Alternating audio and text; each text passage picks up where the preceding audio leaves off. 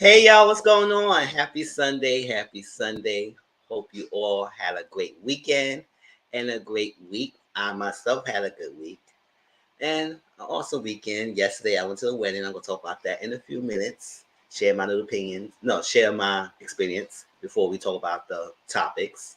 To give more people time to come in to enjoy the live and be able to share their opinions as well.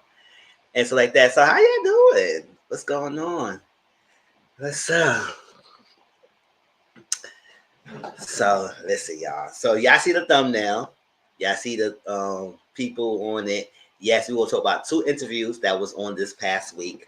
And I'm gonna really give like a deep dive, talk about what was discussed and my opinions about it.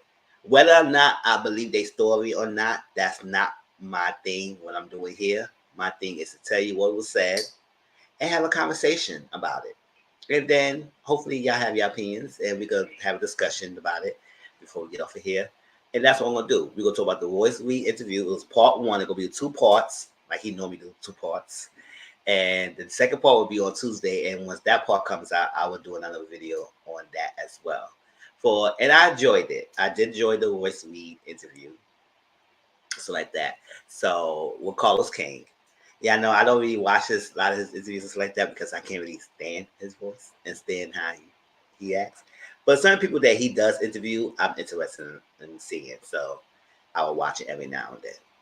So Royce V was one of them because definitely did enjoy Royce when she was on Basketball Wives and her story. And I know that she always been not in the limelight too much. I know she showcased herself every now and then, and then she does share her piece sometimes, and people just like a lot of people do live up her voice. And then some people, other side, there's always the two sides of coins. People who support her, to people who's against her, and everything. And also the naysays about how they feel about her. But we'll get to that, and then we'll go.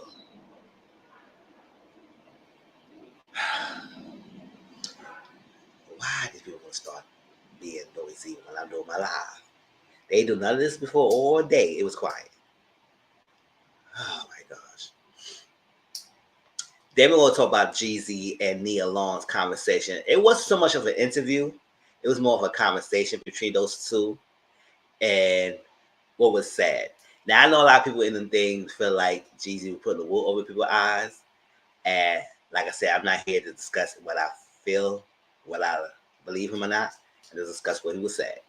Everything. Also going to do some 6 Brown Chicks scenario advice in between the topics. And yes, if y'all find my Discord, please find my Discord right here, Mizza14, #3488, or the link to my Discord is down in the description box down below. And click on that. I did share, I was not going to talk about the Keke thing, but I will talk about it. I just going to share my overall opinion and not so much of the specifics of what was said and what was happening. I just show overall opinion because I know that YouTube is like flagging people's videos down.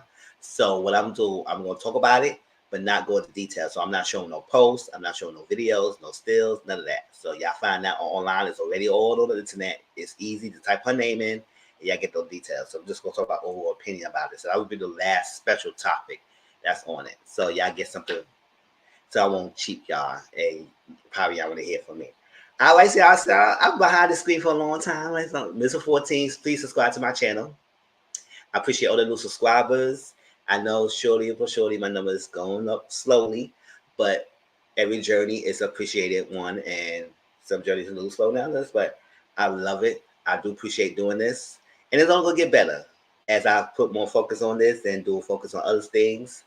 It's only get better, Every year that I've been on YouTube, it's always got better for me, so I'm enjoying it. And Mr. Grown on Instagram, my Twitter is Thomas_Grown, and if you want to support my channel, it's Cash App, $Mr. 140. Hey, Sambu. Hey, y'all. Shine bright like a diamond. I am shining today, too. You're beautiful like diamond in the sky. Yes, fresh haircut, fresh things. And what's going on? I ain't decided to talk about no shows today because I ain't watching no shows this week. I've been chilling, except for Catfish, and I did my video on that, so y'all got my review on that. But Basketball House, Orlando, the Bell Collective, Real House of Miami. I didn't watch none of that. So, and I may not. I'll probably watch the Potomac and Married to Medicine later tonight. After the live, I'm going somewhere. I'm going to visit one of my friends. So we'll see. But y'all will get that stuff out. Don't get me wrong. I'm not gonna cheat y'all. Y'all know I always my word. And getting the things out to y'all, whether it's alive, whether pre-recorded videos, it will be out. Like I said, it's only gonna get better.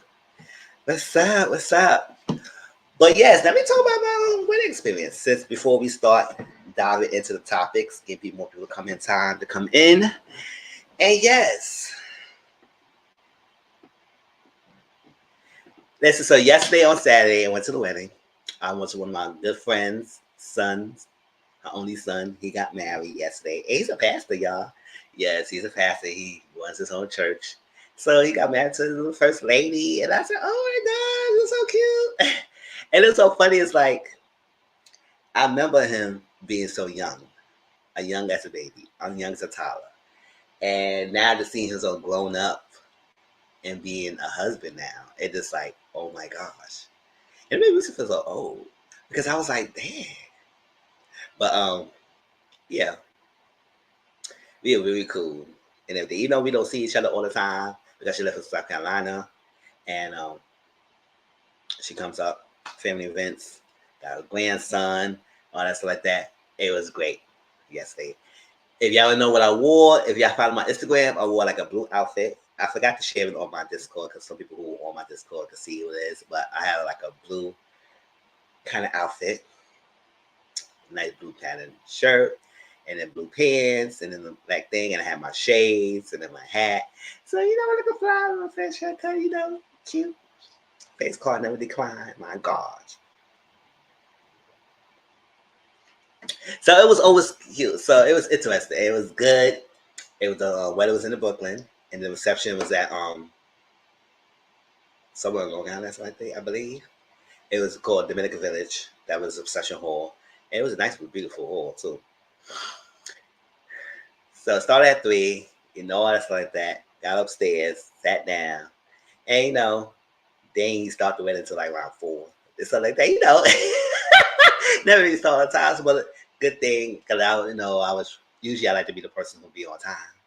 So I was like, you know what? Last time they had a baby shower, they didn't start on time. So I was like, you know what? Let me go there. I left my house at like 2:15, so like that. Took the train, get over there. Got there a little past at 3 o'clock. Got that sat down, and it was nice. They had a bishop pastor who was giving a little sermons. They got the crowd going, and people was there just really this ceremony. So it couldn't be like a really church service, like hallelujah, yeah, all that. So it was cute.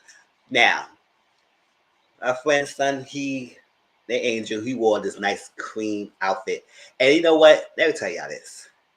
I really don't really care for the basic black tux that men wear for their weddings. I feel like the wedding is just as much as theirs as the women. Well, not so much because people don't care about weddings, not that. But I feel like if I ever get married, I would not be wearing a boring black. I will wear something nice color and nice pattern outfit and everything. Because I said, no, the wedding is supposed to be live style. Men cannot be boring. Just as you could have a nice little tailored suit and good. And he had like the suit was nice. It was cream color. He had an embroidered of his grandfather's name on it, and it looked nice on him. It was like he's dark chocolate, and with that color and the outfit, I said, "Oh my gosh, this is beautiful," and I love that. I said, "I love the non-traditional black and white wedding colors." I said, "Could do something different." I love wedding outfits and dresses that is not the normal white. And I understand it. Yes, purity is symbolism and all that stuff. Yeah, I got it. I got it. Y'all had to beat me down my conversation about all that. Yes, I get it. I understand that. Miserable care. I love to see the different colors and everything because it's great. The Wi-Fi symbols acting up. So I love that. So she wore white. And it was a nice, beautiful dress. He wore the cream color. And I said, that's different. You know, his groomsmen and my best man and everything, they all wear black. So they wear the normal colors, was fine.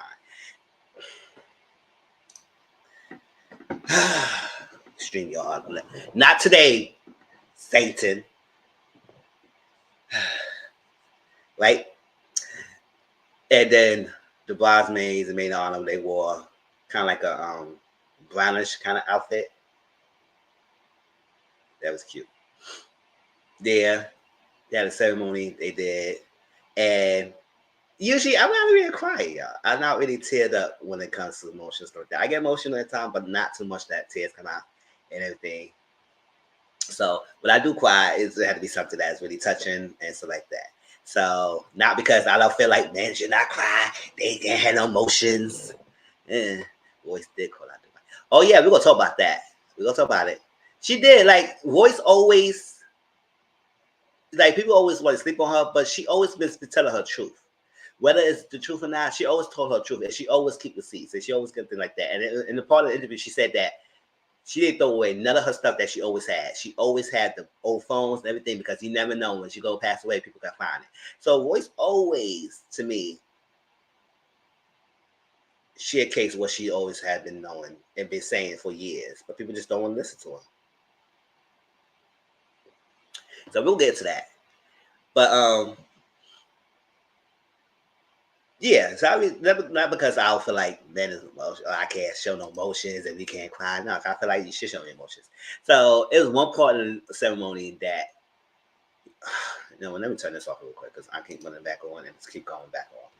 So if I'm off for a while, it's because the Wi-Fi signal is keep going in and out, and I'm not trying to deal with the static and stuff like that. So I'm gonna keep off a little bit until I feel like it's died down. Yeah, it was one part that he was talking about he had this depression and he was going through things. And I don't know what was that part that got to me because, sometimes I do feel like and I'm not clinical diagnosis of depression, but sometimes I do have my little sad moments and degrees where I just feel like what's going on in my life. I just think about a lot of things. So when he was saying like that, that kind of got to me. So I teared up. And the tears coming down a little bit. And then I said, oh, good. And then it cleared up when he started singing to his soon-to-be wife, and it was cute and everything. What was the song?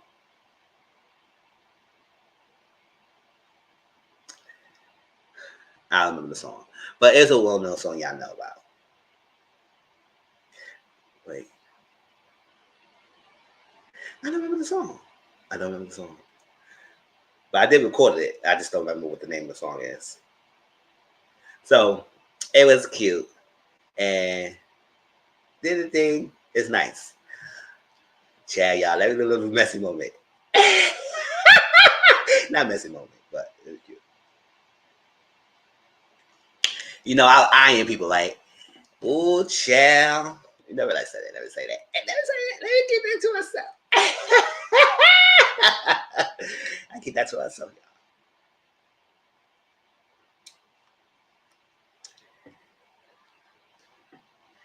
I just say I got the eye candy best man. That's all I'm gonna say. I was looking at it, I said, ooh, child, where you came from? That's all you'll get from me, y'all. But other than that, it was cute. So then we rolled to the reception.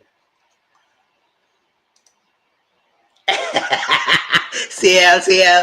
I ain't say none of those, girl. That's we Discord conversation or Patreon conversation. Was in the future. But yes, so I can't eat going on here. Not in people in the figure bleachers. It was people who walked on the stage.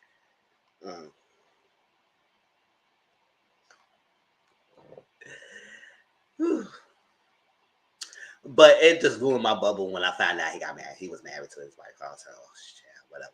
But doesn't matter. He can still be looked.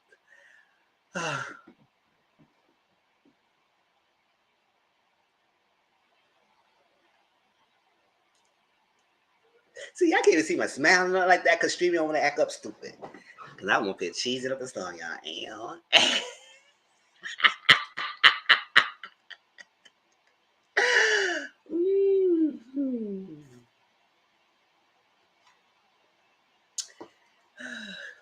It pays when you have vivid imaginations, right? So at that reception, the reception was beautiful. They had the bartender serve us drinks, nice, and he had to pay. It's not candy. You had to pay for the figure bartender. You just tip them so they can make you free drinks all damn night. You just tip them everything. So Candace learned from this. Learn from this. There was no gas for us. It was Fred and who made the food. They did a good job making the food. You know, like Caribbean soul food. So it was nice. The food was good.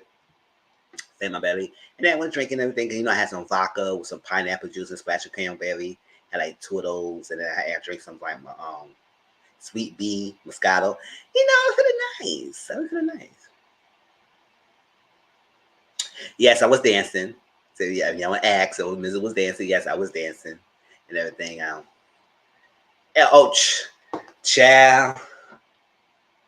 I saw a mini me last night, and this young boy, cause the bride had a son out, outside of her son with my friend's son. They got another son, and she had another one before they got together. And that boy was on that stand floor dancing like he was grown like us. Child, it was one point, I don't know what's up. I said, where this boy was watching? Because at one point, what song was it? He got on that dance floor like this, and he was shaking. I said, oh my God, boy. And then he was doing that, and then he was turning it. He was bebopping, dancing on like he was having a good time of his life. And I said, girl, go there, this your son. You gotta be careful with this boy. Cause he got the moves down. Imagine when you put him in school and dance class and everything, because that's how I was like that too when I was young. And then as my mom, I was dancing, gymnastics, all that stuff like that. That's why I still have it now today. I don't dance as much like I used to.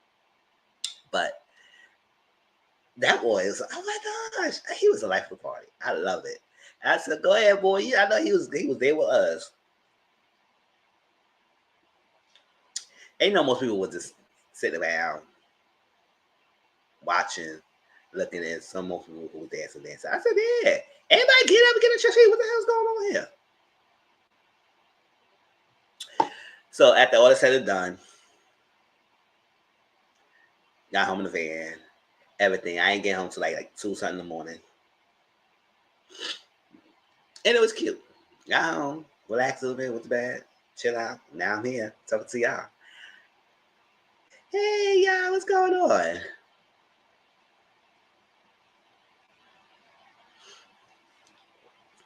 We ain't get no cake though, because they cut the cake and everything. But I guess they had so much good time they forgot about it.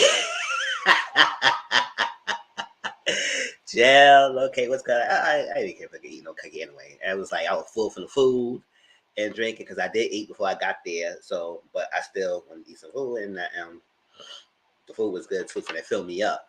So I was hungry, so I didn't care if I eat no cake. But even after I was dancing, I still was a full. I got home, I still had a full stomach, so it was like, trust me, it was good. But yes, yeah, that was my wedding experience.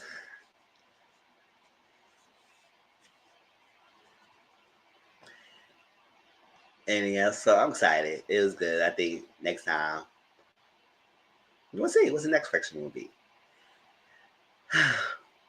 But yes, y'all here for the titles. I appreciate people who are watching the bushes. Please join in if y'all want to join in the chat as more people come in. So we're gonna start off with two. We're gonna start off with 6 brown chicks questions, scenarios. Then we're gonna do Royce interview, breakdown, fully breakdown. So y'all know how I do it. We talk about it, have a full breakdown so you get everything. Thank you. And welcome, Mizzies. Welcome to the festivities. Welcome to my channel. Hit the subscribe button, share this out, let me know. And I appreciate people yesterday was telling me they watched my videos. It made me so good because it's like I don't sometimes, let's be real. Sometimes I do feel like, oh my gosh, I'm doing the right way. Obviously, I don't get the numbers that much, but that's it. I cannot look at that. I gotta look at my journey, and my journey has been really good so far, and everything. So, even though it's not as big as other ones, I do appreciate that. It's not a rush. I love it. Voice read interview. Then we're gonna do question number 3 or 4, and then we're gonna talk about Jeezy and Nia Long. Then we're gonna do 5 or 6, and then we're gonna do the end of the special chat about the Keke and everything, all that stuff. So y'all ready? Y'all ready? I'm here to ready before y'all. Let's get into it.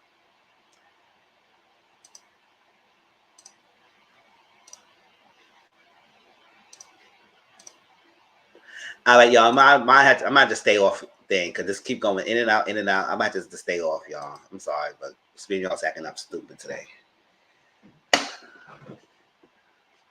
Long y'all can still hear me. That's great. Come on, long paragraphs. 6 brown chicks are you playing with this paragraphs. I know that's right. Okay, I know when we started, they used to be like short. Now they're giving us little paragraphs.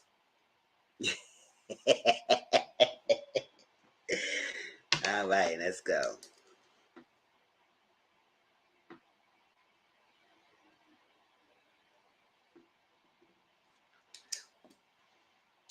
All right.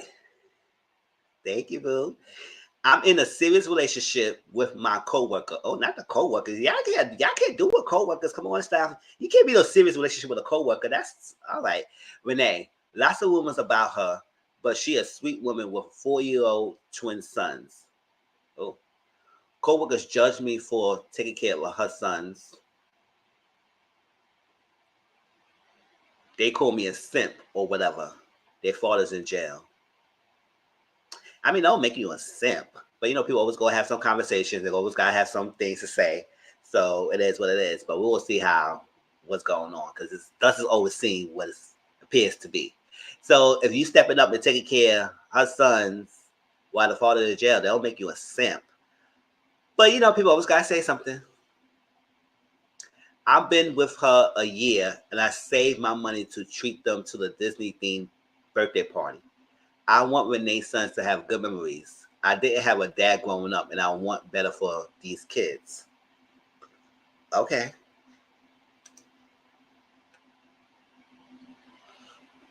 I posted the pics from their birthday party, and my baby mama.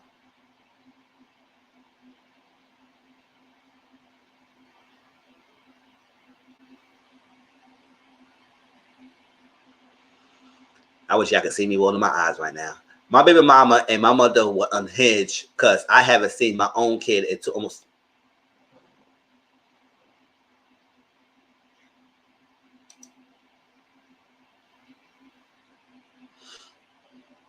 Too bad I can't see my face expressions because this Wi-Fi act now. Really? So you do all this for her 2 kids, and you can't do that for your own?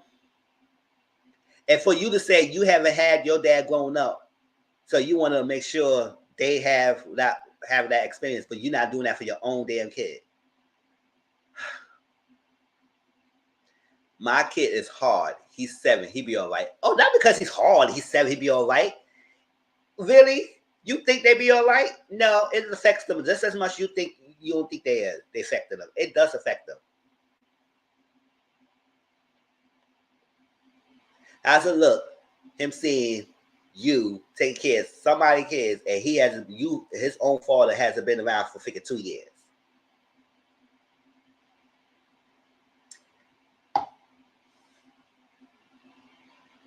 They'll make you a simp for stepping up and taking care of other kids, somebody else's kid that's not yours.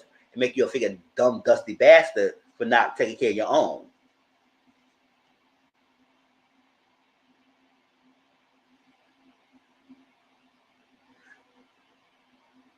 Plus, if I take care of Renee's kids, someone will take care of mine. That's how karmas work. No. Who told you that? That's how karmas work. It doesn't work that way. But Renee is put away for me because of my baby mama's online bullying advice. Oh, well, Renee needs to step away. Renee, don't go back. Because after the day, Renee Boo Boo, I know you never probably will hear this, and you don't even know if we even talk about this. You probably even know he wrote 2 6-pound chicks. But if he don't take care of his own, and yes, he take care of yours, but if he just neglecting his own, girl, that's not somebody you should want to be with. And she put it away because of online bullying. Yeah, because he's not taking care of his own. So yes, you get harassed all the damn time, doing all this parading around. And if you know you had your own kid, and I'm not saying you should have done this, but if you had your own, you should be posting nothing on social media. You should have kept quiet, be discreet. They didn't want to be no blasting on social media. But since you want to be parading around and thinking you're proud, take care of twins when you're not taking care of your own, then you will get blasted. And rightfully so. So I don't knock the mom and the baby mama doing that, because what you doing? And you think karma works because if you take care of somebody else, they will take care of yours? Really? I swear the psyche in some of these people's minds is a waste. It is a waste. It is so sad. Not so sad. This is so pitiful and ridiculous. That's how karma works. And then you gonna say you didn't have your own father in your life, and you gonna go around and do the same thing for your own freaking damn son.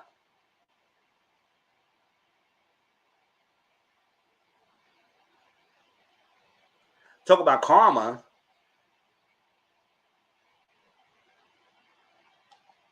Doing the same thing to your own damn son.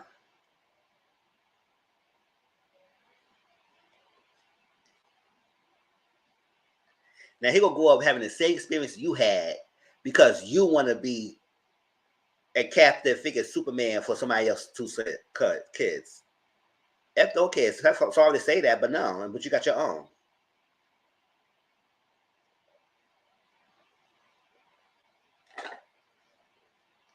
And I was the baby mama. I don't want to give a damn about her kids either.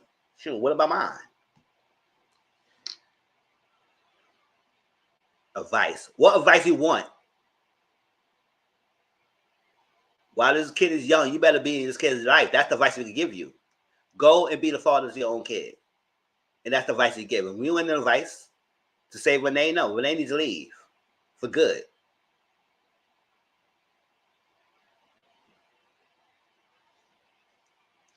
All right, move on to number 2 because nobody else is saying nothing.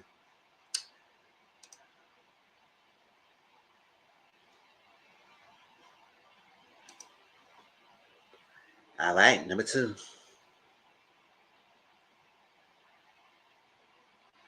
I haven't dated in years, but my son's football coach is the man I want. Okay. We have a history. We went to college together. I accused him of date R in college, and he lost his football scholarship. It was R. I just didn't appreciate how badly he treated me at that one night stand. Oh, really? So you went so far, accuse him for date R you, and he didn't do it because you felt how bad he treated you on one night stand. Girl, get over it. Get your big panties on and find somebody else to hop on. Like, what we doing here?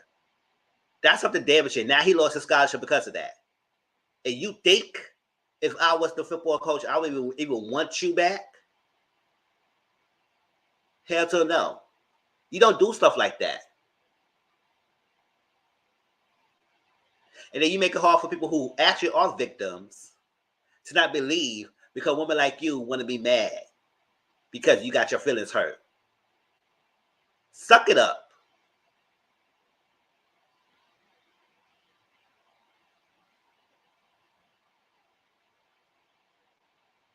And if he treated you like that at the one night stand, it wasn't meant to be. He's not the person for you. But now you want him so damn bad and you created so fake. All right, let's move on.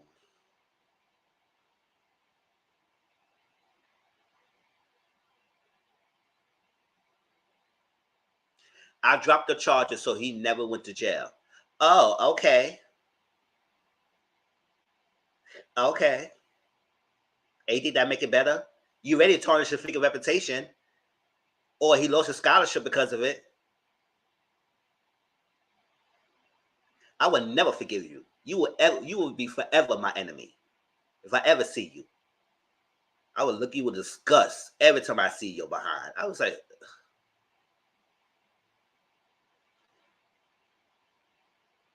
he lucky he professional enough for having your son and training your son on the team. Because I would be petty enough if I said, no, your son can't be on my team. Find someone else's team.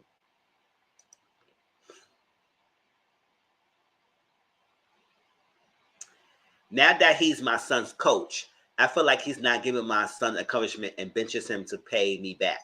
At the same time, discussing my son's performance on the team makes me want the coach all over again.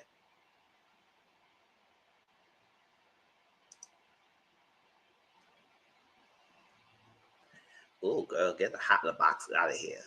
How do I approach this? Approach what? What you need approaching? There ain't no approaching at all. You may be cool that your son is on this team and stay in your own lane and find somebody else. And don't even approach me by nothing else unless it's your son's performance. I think hooking up with him will help my son get off the bench and on the playing field. If he rejects me, though, I could just report him to the school board. LOL. How to seduce him? Girl, get the F out of my face. Get the hell out of my face.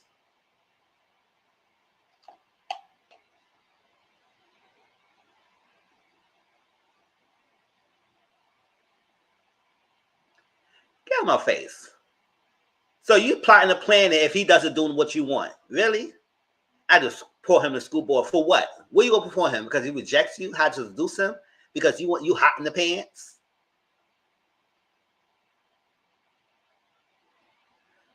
Like Jade off of, go get some help and find that fast. Like I said, if I was a coach, he would not be on my team. I'm sorry. No ma'am, no ham, no bacon, no cheese. I'm sorry. You got to find out on the hard way. But no.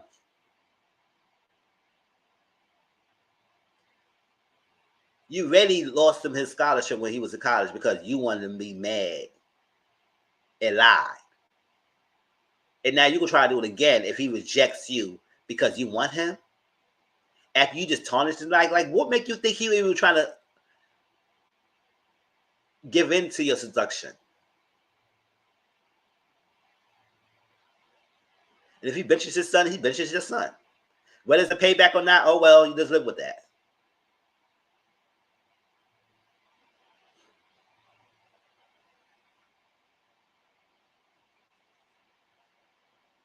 Whew.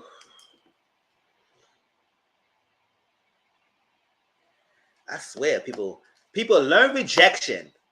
Learn how to deal with rejection. Learn from that. Learn how to deal with rejection. I'm being loud, but I'm just say that over and over again. Yes, I know it hurts, but learn how to deal with it. Cause a lot of y'all be freaking immature when you get rejected. And yes, it doesn't hurt, it doesn't feel well. Somebody you give your body to treat you like ish afterwards. Sometimes people do that. And this doesn't make it right.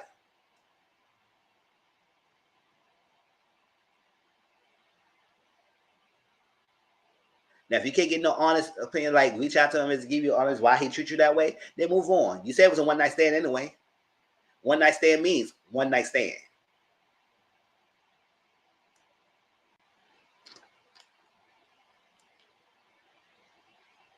But I said all I said to say. If somebody rejects you, just learn to move on. Because I feel like this is what I feel. I feel like people who need to have the person they infatuated for, I say something about you. What's you lacking that you feel that you need to have that person? All these people, there's a lot of people home waiting to get deep down, waiting to get some pills, waiting to get some poo poo. They're just waiting. They say, "Oh, I need someone. I want someone. I need someone. I want someone. I need someone. I want someone. Please, so I come and find me. Come and get him. Somebody's willing to say yes, but you are held pressure by someone who don't want to give it to you, or give it to you and they treat you like something like that. Like yes, and not make it right, but you learn from that and move on. And if you order that in a bag of chips, you can find somebody else. You in college. Like, it's not hard to get some freaking hard pee. Girl, get out of our face.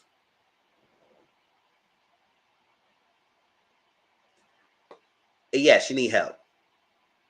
And then her way is getting back at people who does think that she don't feel legit, is to get them in trouble and make lies about them. Really? I can't stand people like that. Learn from rejection and move on.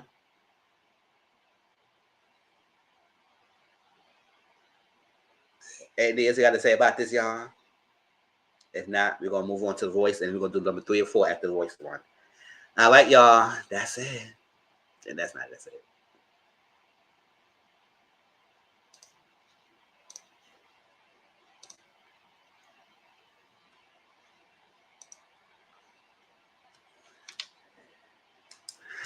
All right, voice read interview.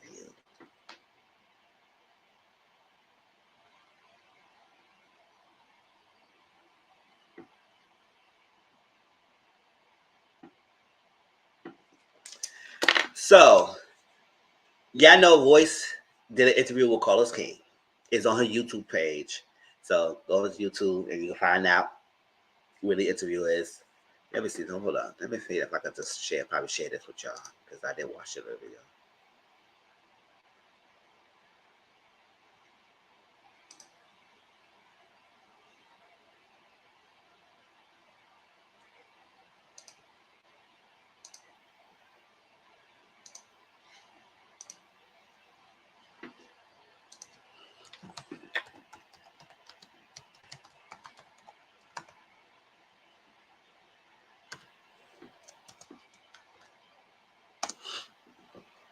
All right, I just shared it with y'all. It's part one. It's a two-part. So the next part will be this Tuesday, and part one was this past Tuesday.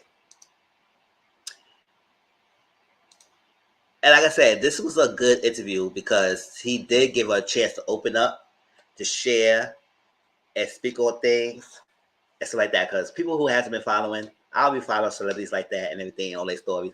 So it's always interesting to have these interviews and get their backstory. Whether I like them or not, it's always interesting to know, to see what's going on. And I feel like Royce always was. I think I had liked Royce when she was on Basketball Wives. When I was watching Basketball Wives at the time. Yes, she was good. She held her own. She was not scared of no one.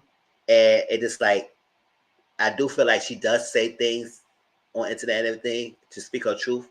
Like some of the stuff that she did say, she said that before, but people just, I guess, not registering or not hearing or whatever it was the reason.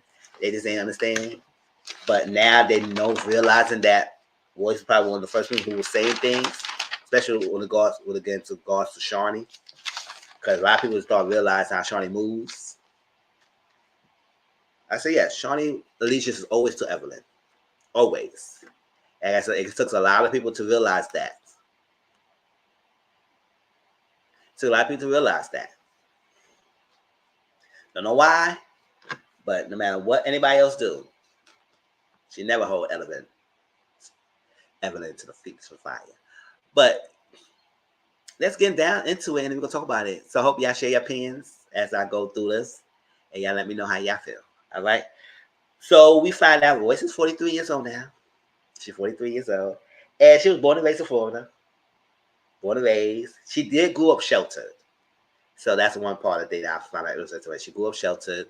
She didn't really have any boyfriends until she got out of high school. So she didn't really started dating any guys or had a sexual relationship with them until she got to college.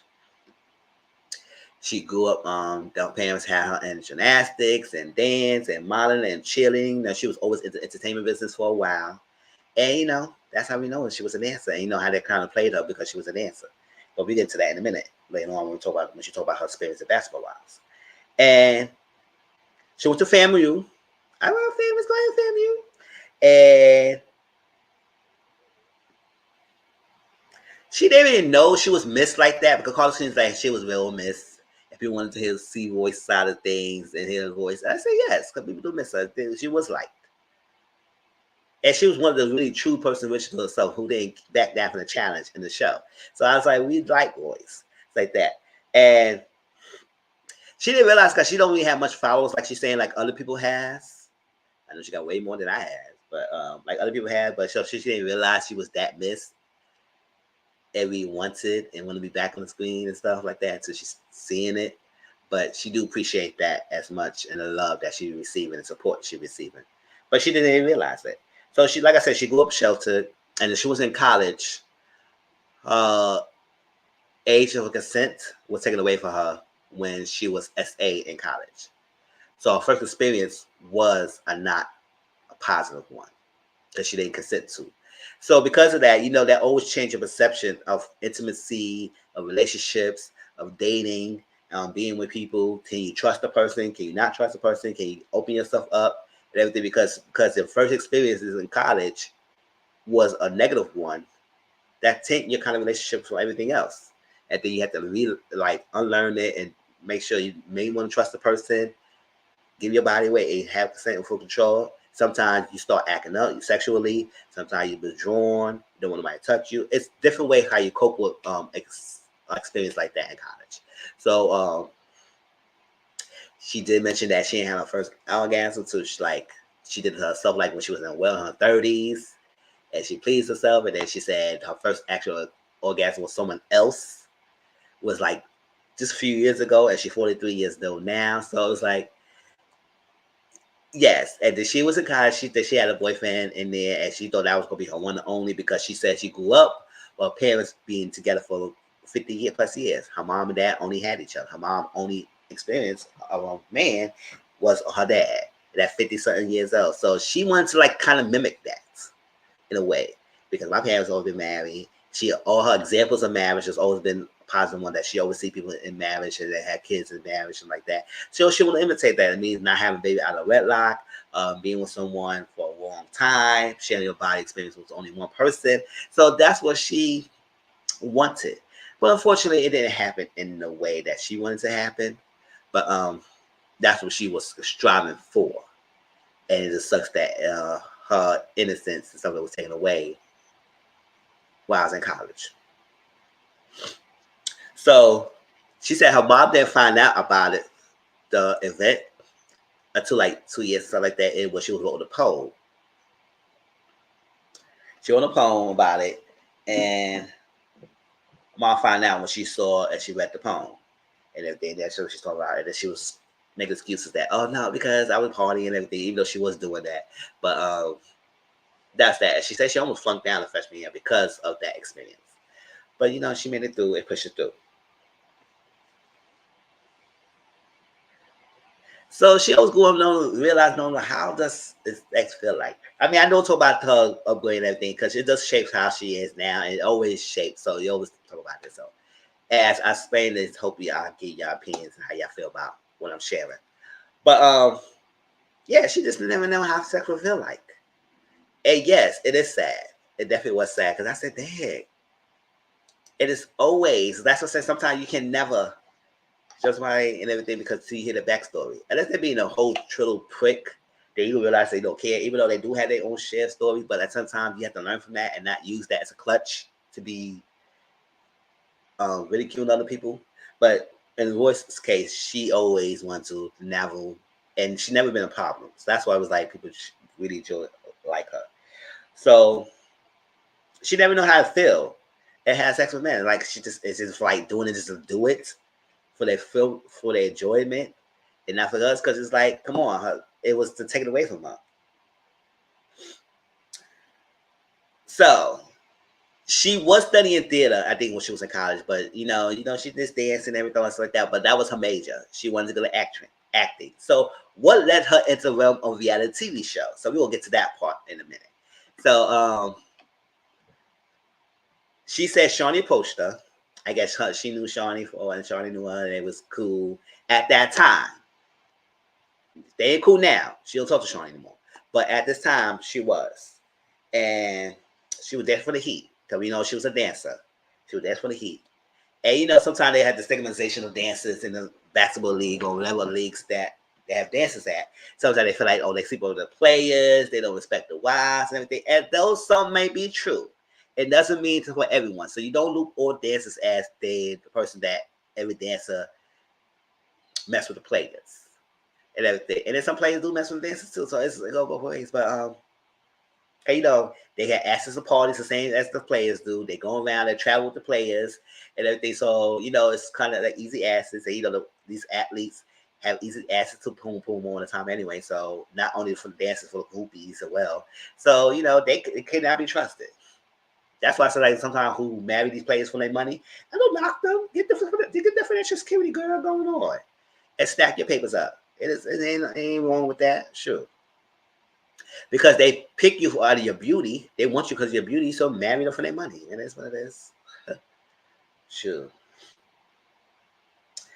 So, the stigmatization. I mentioned that up because we're going to bring that up, how the conflict happened in Basketball Wives and how they try to play her because she was a dancer. And stuff like that. So, she was Shoshani, and then they was pitching the Basketball Wives thing. And We kind of find out, and I do, like I said, whether I agree with her or not, but I do feel like Lois is not a person who just make up lies. Whether you feel about her or not, she share her truths, whether people want to hear it or not. And as years go by, people realize they say similar experience with Shawnee. It make her voice experience valid, have validity to what she's saying. So Shawnee Poacher, Shawnee, they knew each other. They were pitching basketball wise.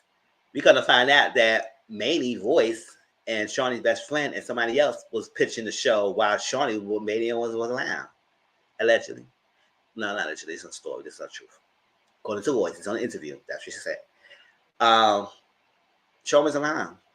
So Royce and then whoever the best friend was pitching the show.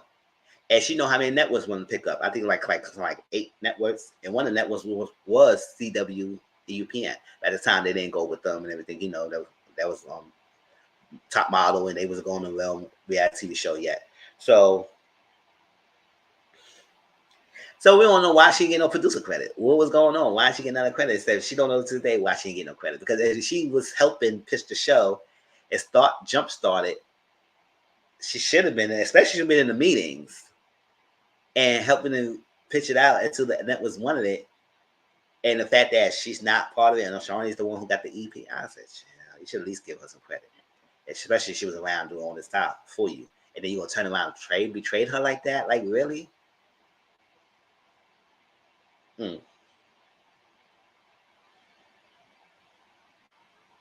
So when it comes to the basketball wives, when they jump start, because she said that the sizzle wasn't a great success. But however, they worked on it and they was able to get pitched. There, so the net was one of them. So when they got the green light to get the show running, we're starting to realize that the information she was sharing to Shawnee was getting fed to Evelyn and Jen and some of the other castmates to come at Royce at some point. Now, at first, she thought she was cool with all the people. They had no power with her. They call her no hoe. They call her no gold digger. They call her none of that. Until after a while, she started to realize a shift.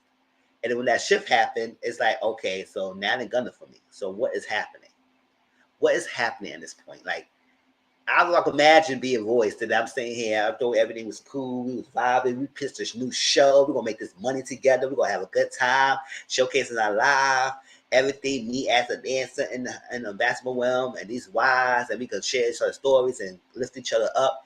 No, they want a drama, and that's where they got it, and they feed information to them to come after me, and I don't even know what's happening until I realize I'm in the scene, and I'm like, what's going on? So at some point in the beginning of the like filming, what's everybody doing? Like, y'all not enjoying it? So in the beginning of filming, I guess the producer was like, oh, this is good morning. We need some information. We need some things going on. Like, what's going on? We need something going to happen. We need something to pop in. It's like, I'm bored, I'm asleep. Like, kind of information and stuff. So, this was the infamous pool scene happened that kind of shifted the dynamic. And that made Royce realize, oh, she being targeted. So, the pool party. I remember the pool party when she had that black jumpsuit. Exactly, right? Sound just like her. And that's how I realized, I say, Royce was probably one of the earliest people who was showcase how Shawnee is, but I didn't want to believe her until really that everybody else started to realize, like Brandy and Tammy and other people started realizing that that's how Shawnee moves. And I feel like, yes, I do feel like Shawnee was trying to intimidate a lot of these ladies.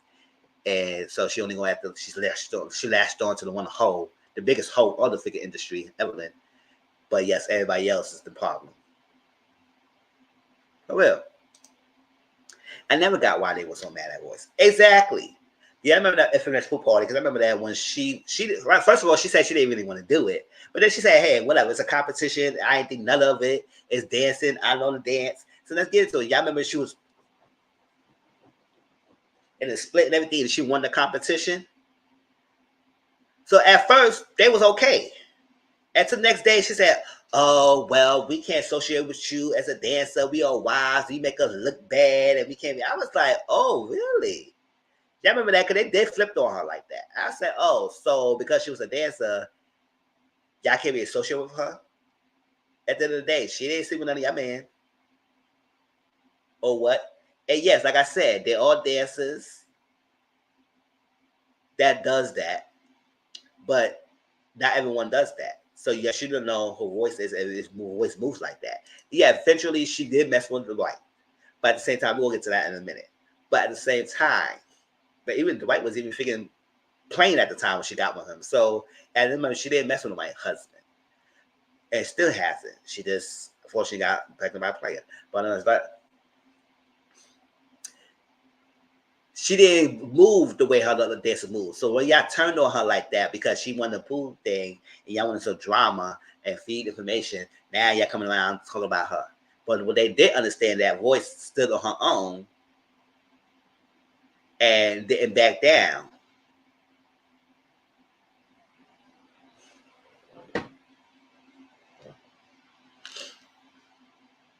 So because of that, yes, they needed someone to bully. Yes. And they picked the right one because she didn't let y'all bully her. She was coming back, especially Evelyn. Evelyn couldn't take voice. Every time Evelyn was coming after Royce, Royce would come and get her right back.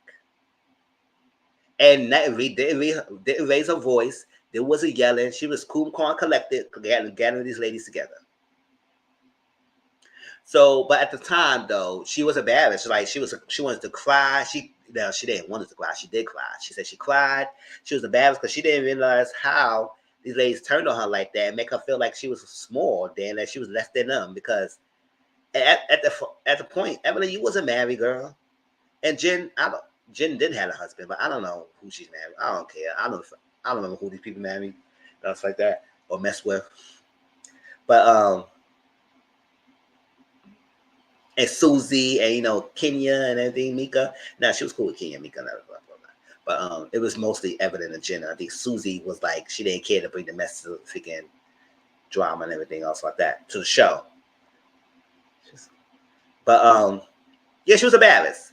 That she still realized, what? When it gets to season 2 and everything, I had to defend myself. I realized that she couldn't realize that. She said, you know what? I have to say something. I got to defend myself. I can't let these ladies run me over and think they can get the best of me.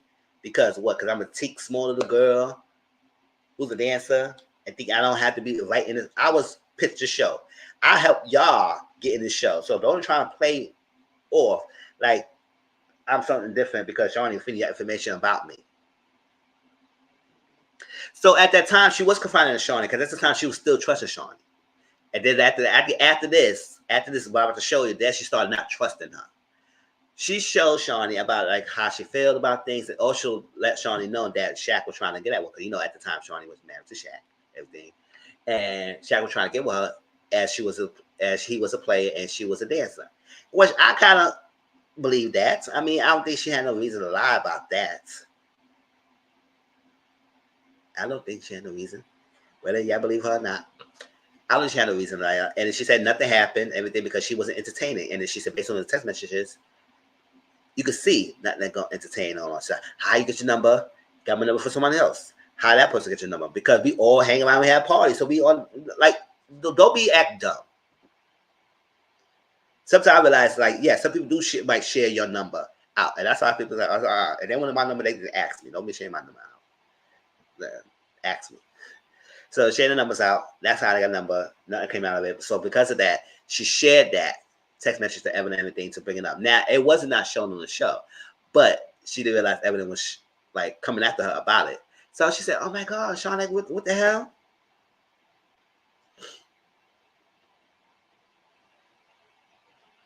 She does say she talked to Mika, she talked to Tammy and Kenya off the show. Those people she still regularly talks to. And she said Tammy's her girl. Her Tammy are really cool. That ain't really close. And everything. Y'all remember that?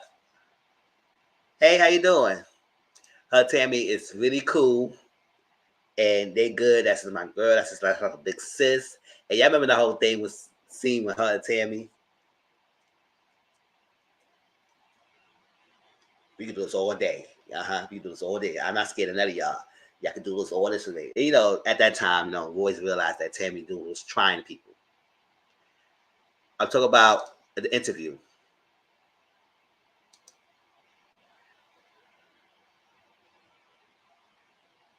I want to talk to Tammy how she flipped on Royce. Oh, yeah. And I think they patched that up, and they cool now. So I guess they had to come to a better understanding. But oh, good. Oh, good. Y'all remember that whole hand thing, all that. And I think she said at the time Tammy was testing people, and I guess Tammy did reveal to Carlos because that at the time I do test people and do things to people to see how they react to me, and then based on my friendship to them of how they reacted. So at that time, I guess Tammy did like Royce because how she voice stand up for herself, and came back at Tammy, and Tammy realized that I like this girl. So I guess they cool. Exactly, right? The biggest hoe, and then you good with them, but you knock the other girls out. Like, come on now.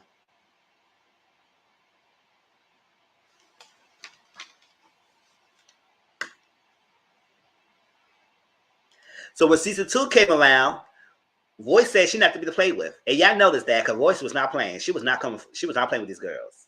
She was not playing with these girls. She said, "Season 1, y'all got me, but season 2, I'm here for y'all behind." And Royce was not playing. She was coming out there. She was coming hard at Evelyn. Evelyn was coming out hard at Royce, and Royce was coming back at her. And as Evelyn was quick to come at that on Royce was quick to come back to her in quickness, and they couldn't take it to the infamous glass throwing scene. Y'all remember that scene, right?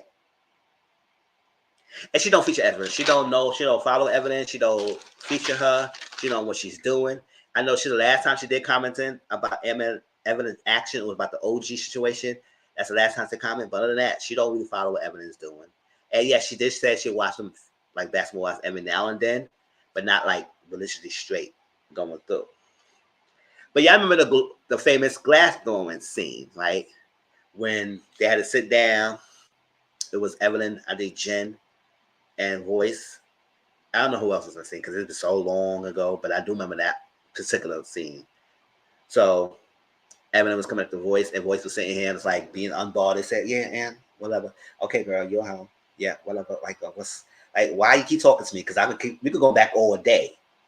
You could go back all day with this." And that's what she was doing. And because I guess Evelyn couldn't like take Royce and her jabs going back at her.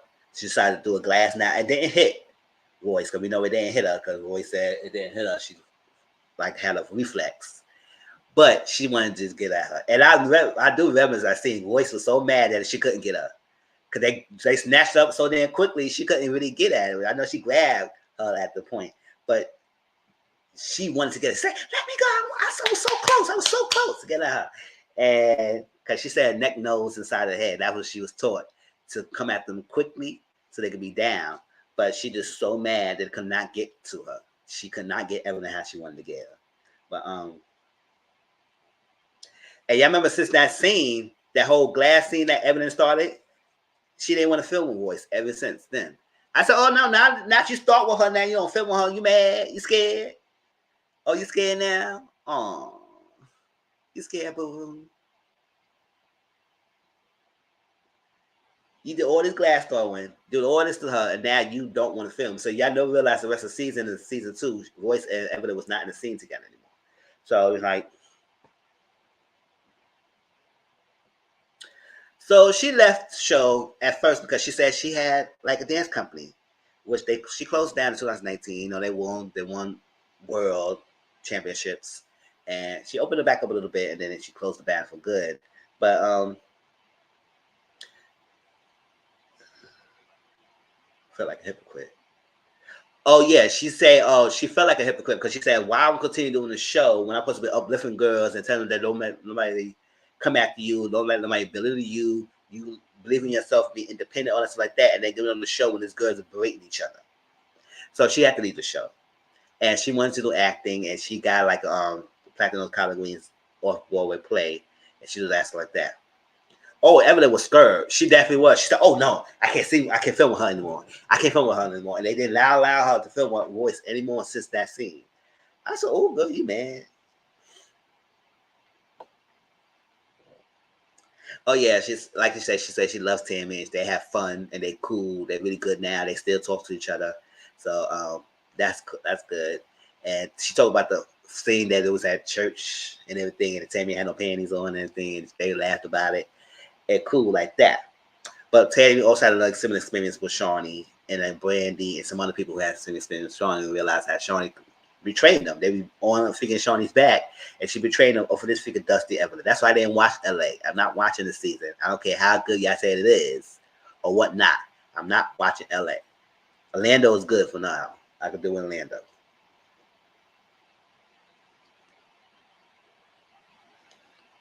So she officially left Basketball Wives. She wasn't fired. She was officially let go. She officially wanted to do her Broadway, so she left that. And she thought it was a conflict of interest on pursuing that and doing this at the same time, so she decided not to do Basketball Wives anymore. And she didn't talk to Shawnee since then. She never did. She stopped trusting her. They didn't talk to her because she felt like she was baited to share things so she could use Shawnee could use that information to come at feed the information to the ladies so they come after them and everything. And that's always been like that because how they know so much information because you got just one person, the biggest hoe, Alicia's to Shawnee, and she knows everything through Shawnee. So that's what it is. So it's an unfair advantage. So Carlos asked her, "Will you have an interview when you will sit down with Shawnee?" Now she conflicted with that. She would say she was willing to have a conversation with her, but she would not realize what's the purpose. And she was going back and forth. It's like, I don't know, what would be the purpose when I do sit down with her? So obviously it was in the air with her question about that. But Carlos said maybe he was saying this and that. So she said, "Oh, since you put it this way," because he did book it down and said maybe he was saying this is that. She said, "Well, since you put it that way, I want to know why." And why. And she felt like she said, she was baited to give information out so they could use against her and stuff like that. But she said she won't come back to Basketball Wives. I know people saying she want her back, Royce to come back, but she won't come back unless somebody else produces it. And it couldn't be that. She said, "Well, you produce." I said, "You don't want to call us producer either." But all of that, number one, I can't knock his accolades, but she won't come back. I said, "Girl, you don't need to come back. You don't need to. Not those ladies over there. Nah." But she is a head coach of BCU. I said, "Okay, girl, she's a head coach." I mean, she's a head coach. She does some tuba movies, and she is raising her son. So that's what Royce is doing right now. She's a head coach of BCU. So I guess a head dance coach. I don't know. She ain't specified what she is a head coach of, but I think probably the dances or something like that. But she's that. Now she did talk about her Howard thing, and it will continue to part 2 next week. But those of you know who want to know her journey with the White Howard, how they met and what's happened to this whole time. So let's get to that. So she said the White Howard was Orlando Magic at that time.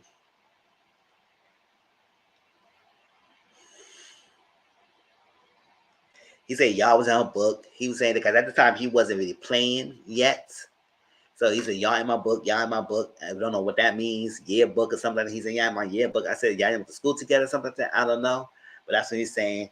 At that time, she was getting broken up with her boyfriend.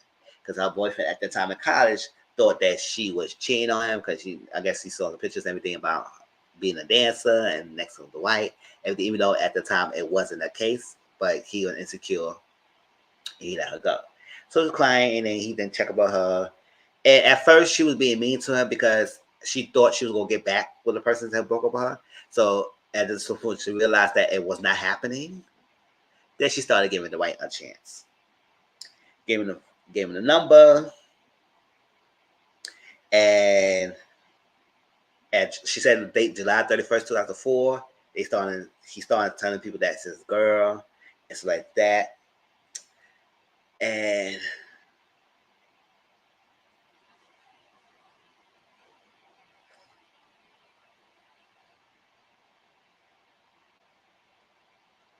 Brandon was conceived in 2007. Yeah, she said she broke up with him in that December in 2004. It's like that. And she said Brady was conceived around March 15, 2007, because she broke up with him, all that stuff like that, dancing and see him move to another team, all that stuff like that. And then he reconnected with her, trying to chase her down, all that stuff like that in the hotel room. The hug turned into something else. I said, start with the hug, girl. Don't do the hugs. The hug gets you to the feeling, especially you got some emotion with the feelings with the person. The hug gets you there. So they started hugging. And then March 15th, 2017, she said that's where Braden was conceived, and Braden was born in November. And Royce was 26 at the time, and Dwight was like 23, and stuff like that. And when she wanted to call him and tell him about she was pregnant, he said he slept for 2 days. So he didn't hear. I said, boy, bye. You saw that information. You saw when she was calling you, trying to tell you that she was pregnant. You trying to duck and dodge. Get out of her face. But she wanted to get rid of it. She wanted to, want to keep it, everything, because she didn't even believe that baby had a baby out of wedlock and everything. So she wanted to get rid of it. She called her mom. Her mom told her, say, you need to tell your dad. And she was scared to tell her dad and everything. So she wanted to get the money from him. And he said, no, I'm not going to give you the money until I see you face to face. I said, that's how you got in trouble the last time she got pregnant, because she had to see you face to face. So that's not that. So like that, she went to ask her dad. And the dad, she asked her mom again. The mom said, talk to your dad. She told her dad. And he said, oh, okay. And everything. And they thought that she did something like, this girl, you allow someone because you making us sound scared. Like, what happened? So you got pregnant? That ain't a big deal. So it's not the end of the world according to them, what they're saying. But the dad said, oh, no, you're not getting rid of it. Because you laid down, you was an adult. You're not a figure 16, so you're not a teenager. You're an adult. You laid down and got pregnant. So you're not getting rid of it. That's not what we do in this family. Because, she grew up sheltered and that kind of thing. So I probably believe that she got a strict parents who had these values. So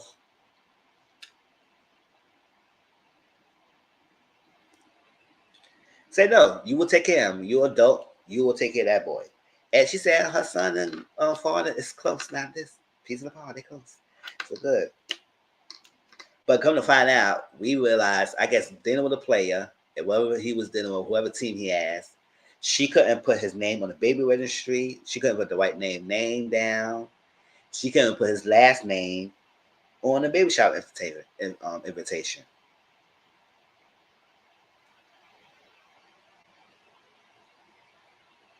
And also, they want to get a prenatal paternity test.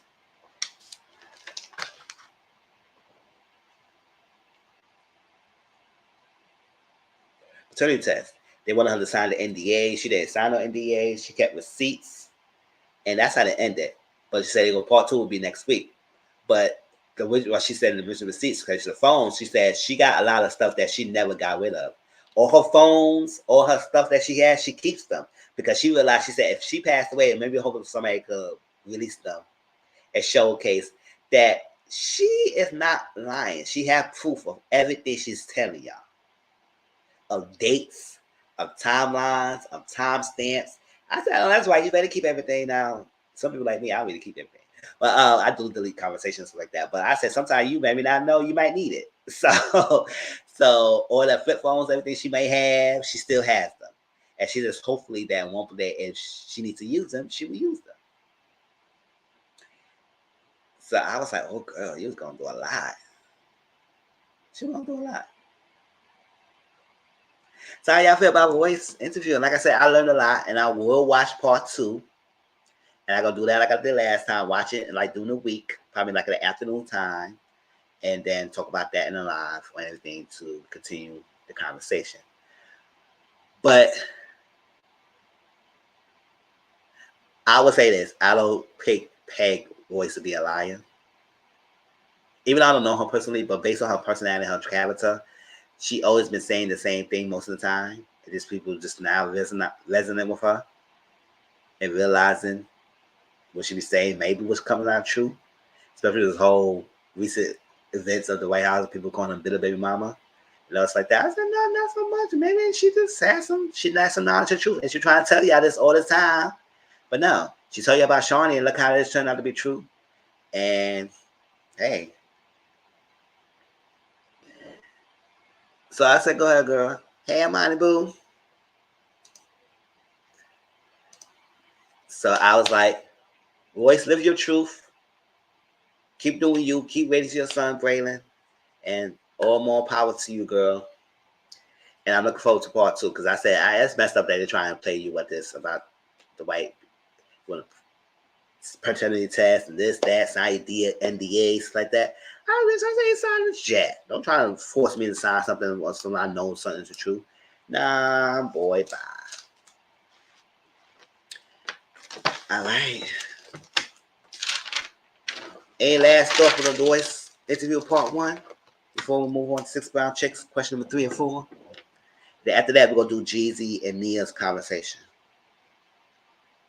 A replay game. Y'all watch this. Please let me know how y'all feel in the comment section down below. I do like to read your comments. And it's good at having conversations. Like, don't be scared. Put your comments down. And I think in the future, when I do start my Patreon, I think interviews and stuff like that will be Patreon content.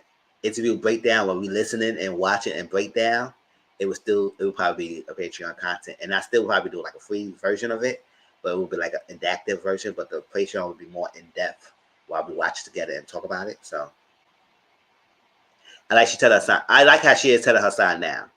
Because I think maybe back then when social media was so prevalent in high class, maybe she couldn't reach out to a lot of people because she was telling her the truth. But now she's telling her side and she having the chance to say it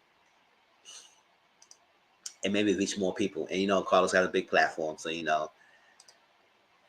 is reaching out.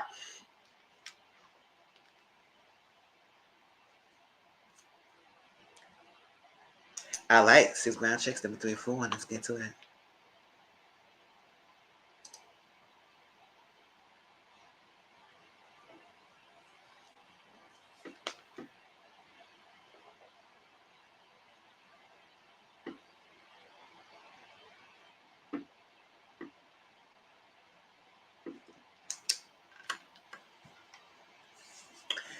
All right, long paragraphs again. Number 3, get a man who fears the Lord. Child, that's a trap sometimes. We can't help them, but I just love to do them. It's good stress relief around here, y'all. Is a good intermission between the topics. Everyone says I got one, and I had a sneaking suspicion that I'm a fake wife. Ooh, not a sneaking suspicion for you, a fake wife. If you believe that, you probably were. First, we had sex 3 times since we married. We never had sex while we dated because he didn't want to sin.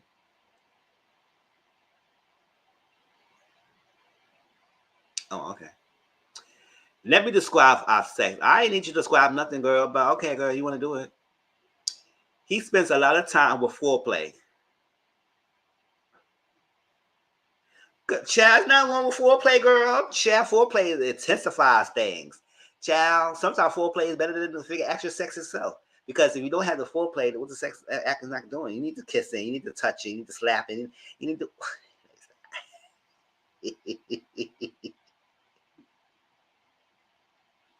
For real, the last time someone trusted the Lord in these days, they have a relationship. Exactly, right? Child, you should never. Foreplay goes a long way, girl, so don't knock it. But he said he spent a lot of time foreplay. Okay. Kissing my feet, thighs, skips my punani, and go to my breasts.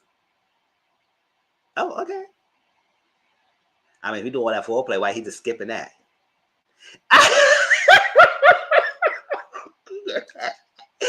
Shadow foreplay be good, y'all. Especially you got somebody who know what they do with their mouth. Jazz are good partners. Kissing everything. All right.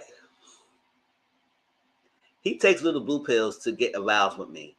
Then he flips me over and worship my butt. He wear tight European cut suits. He travel often with other male church members, but their wives have children. Child. I don't know where this is going, but child.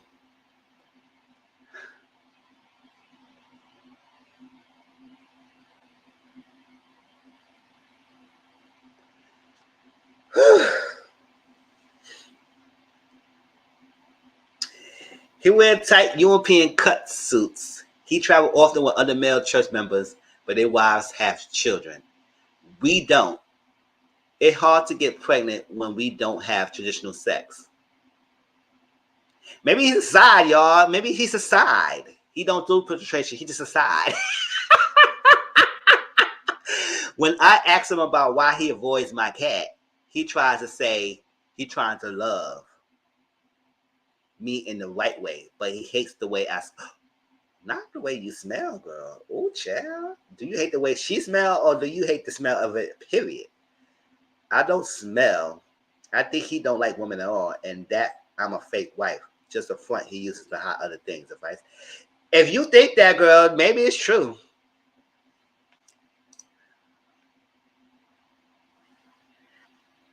I don't know. We don't got much information. I mean,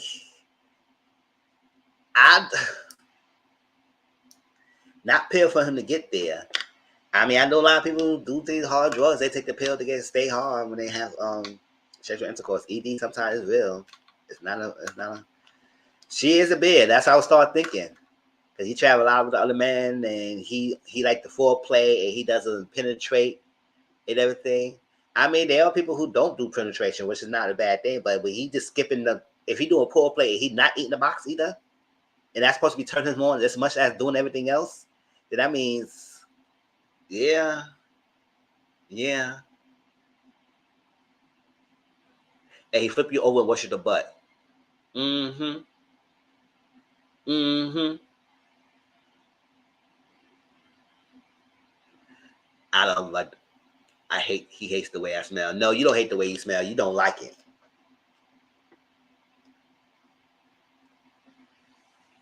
Pull a deep pimple with that lambskin. Like, chill. Yeah, it probably is a front. It is.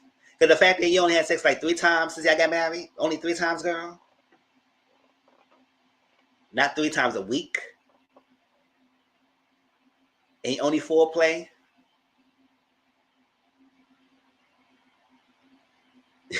Not deep. See, I'm not deep. Yeah, he's not advanced in the cootie cat department. So yes, he is. She's a bed.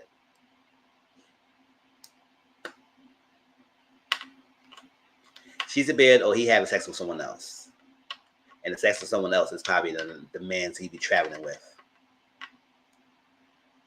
But their wives have children. I mean, yes, their wives might have children, but doesn't mean they won't get down with each other.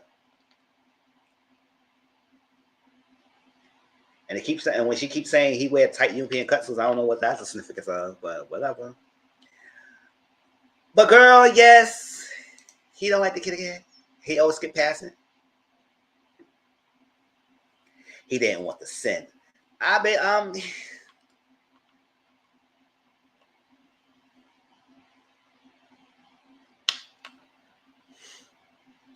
girl, you say you had sex 3 times since we married. They describe about sex. So those 3 times you had sex, it was only still foreplay.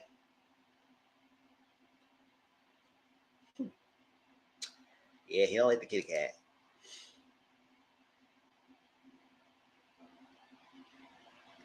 Uh-huh. That tight suit. The tight suit only showing you got the bulge or got the booty. What you want? He like that.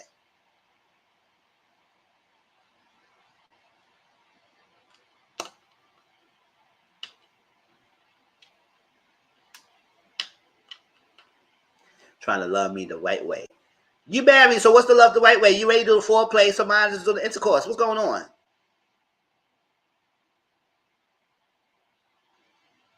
Said she smelled. I said, boy, she don't smell. You don't like the pussy smell. That's all it is. Move on.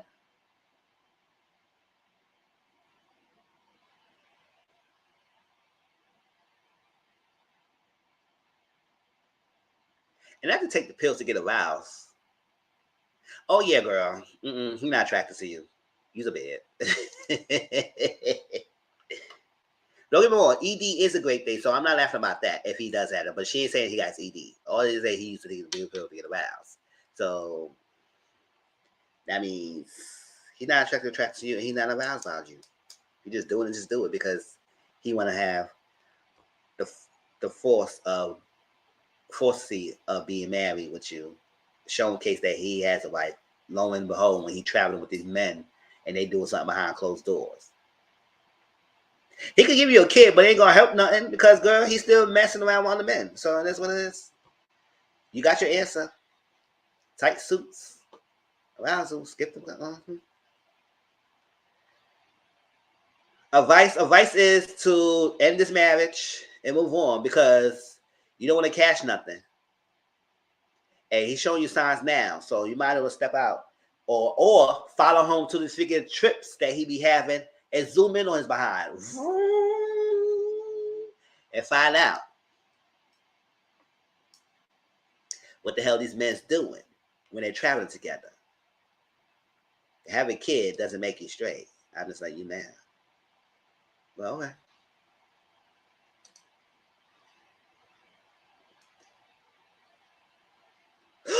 Oh my gosh.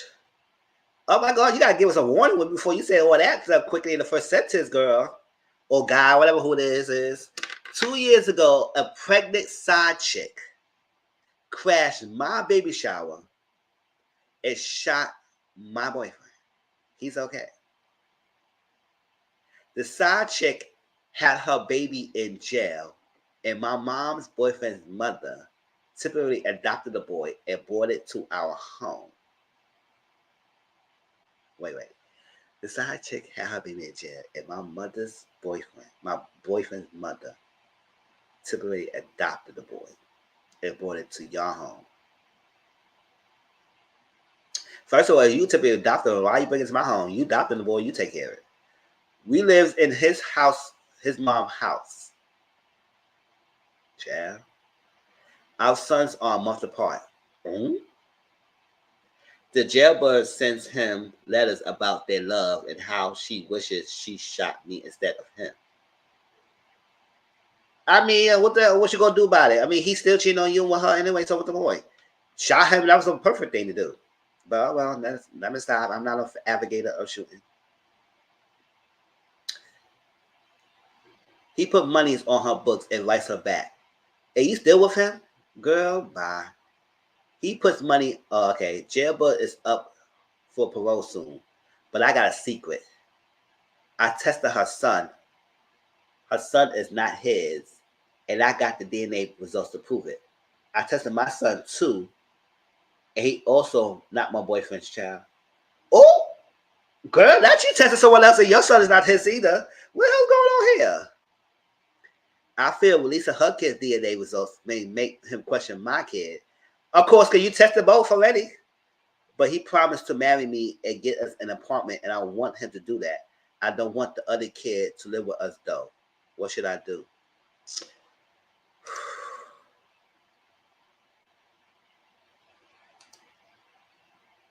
Girl, you said so much thing in one damn paragraph. I'm trying to keep up. You said so many things, girl. Chill. Whew. Lola is not the word, girl. She had me all over the place. I said, girl, you started the sentence off thinking you didn't warn us, and then you gave her orders to reveal details.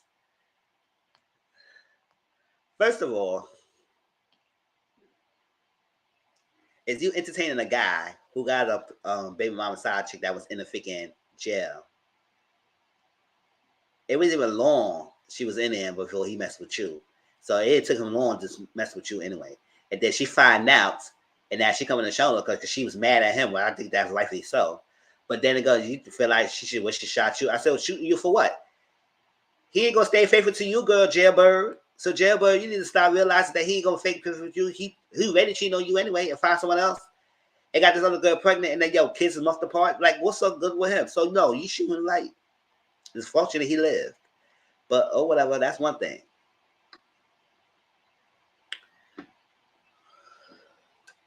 Not that she crashed the baby shower too. Let's say, good, not she crashed the baby shower. That's the thing. So Jailbird, girl, you shot the right person. It is what it is. You wasting your time and trying to go after the girl. This is what it is. Then the mom typically adopt the baby, move to your home when actually y'all live in the mother house.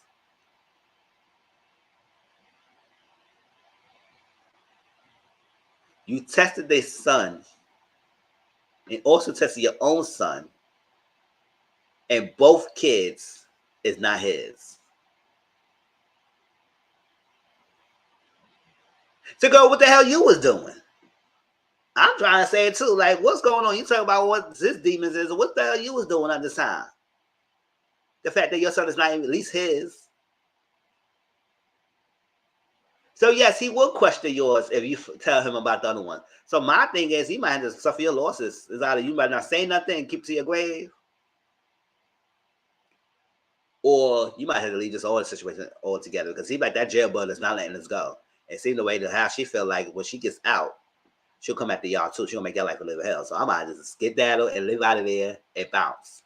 Now I know you want the marriage, you want the house, all that sort of that, but it comes with some skeletons and demons. So not only you have to deal with the jailbird who gonna make your life a little hell if she comes out, because she already told her that she was going to, she should have shot you. So obviously she still got finished without thinking baby daddy. So she will come after you. So I advise you to leave the situation a long time. Leave it alone. Leave it alone. Now with the paternity, yeah, girl, you should have been honest about the fun. I don't know what to tell you about that girl. Because ooh, now it's one thing he had to do with that one, the YouTube girl, and then you went to marriage or something. But all that promises don't do nothing. I get a time in the bucket promise. No. But you don't want the kids to live with you. I would say long girl, I don't know what to tell you. Because as long as that he think that's his child, he not gonna not have his child around. So you can't do nothing about that. Now if you go open a can of worms and reveal that DNA results and realize yours results, he will leave both of y'all and you'll be done with it. And what y'all gonna do? What y'all advice you got for her, girl? I guess go to Oman and we got nothing to tell her. We got no advice for these people. Chill, girl. Ooh. Not only you try to reveal this tea and spare the bigger baby mama tea, then you spare your own at the same time, girl. I was like, no, you didn't. Not you spare your own damn tea at the same time, spreading us. Ooh.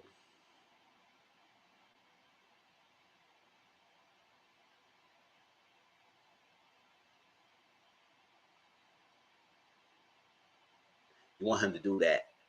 Girl, if you want her to do that, you better do Bertha May and Mary Jane and freaking Earthstone on them in the back of the day so they'll say shit to their grave and just reveal it when they die. Don't say nothing. But then again, you gotta think about the jailbird though. Cause when she comes out, she ain't playing with you. So, you know.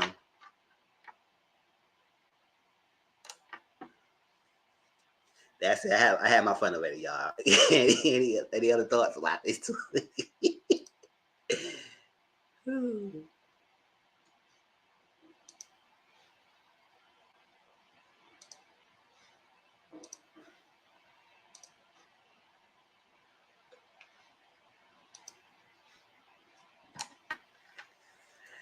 All right, let's get to the Jeezy and Nia Long conversation.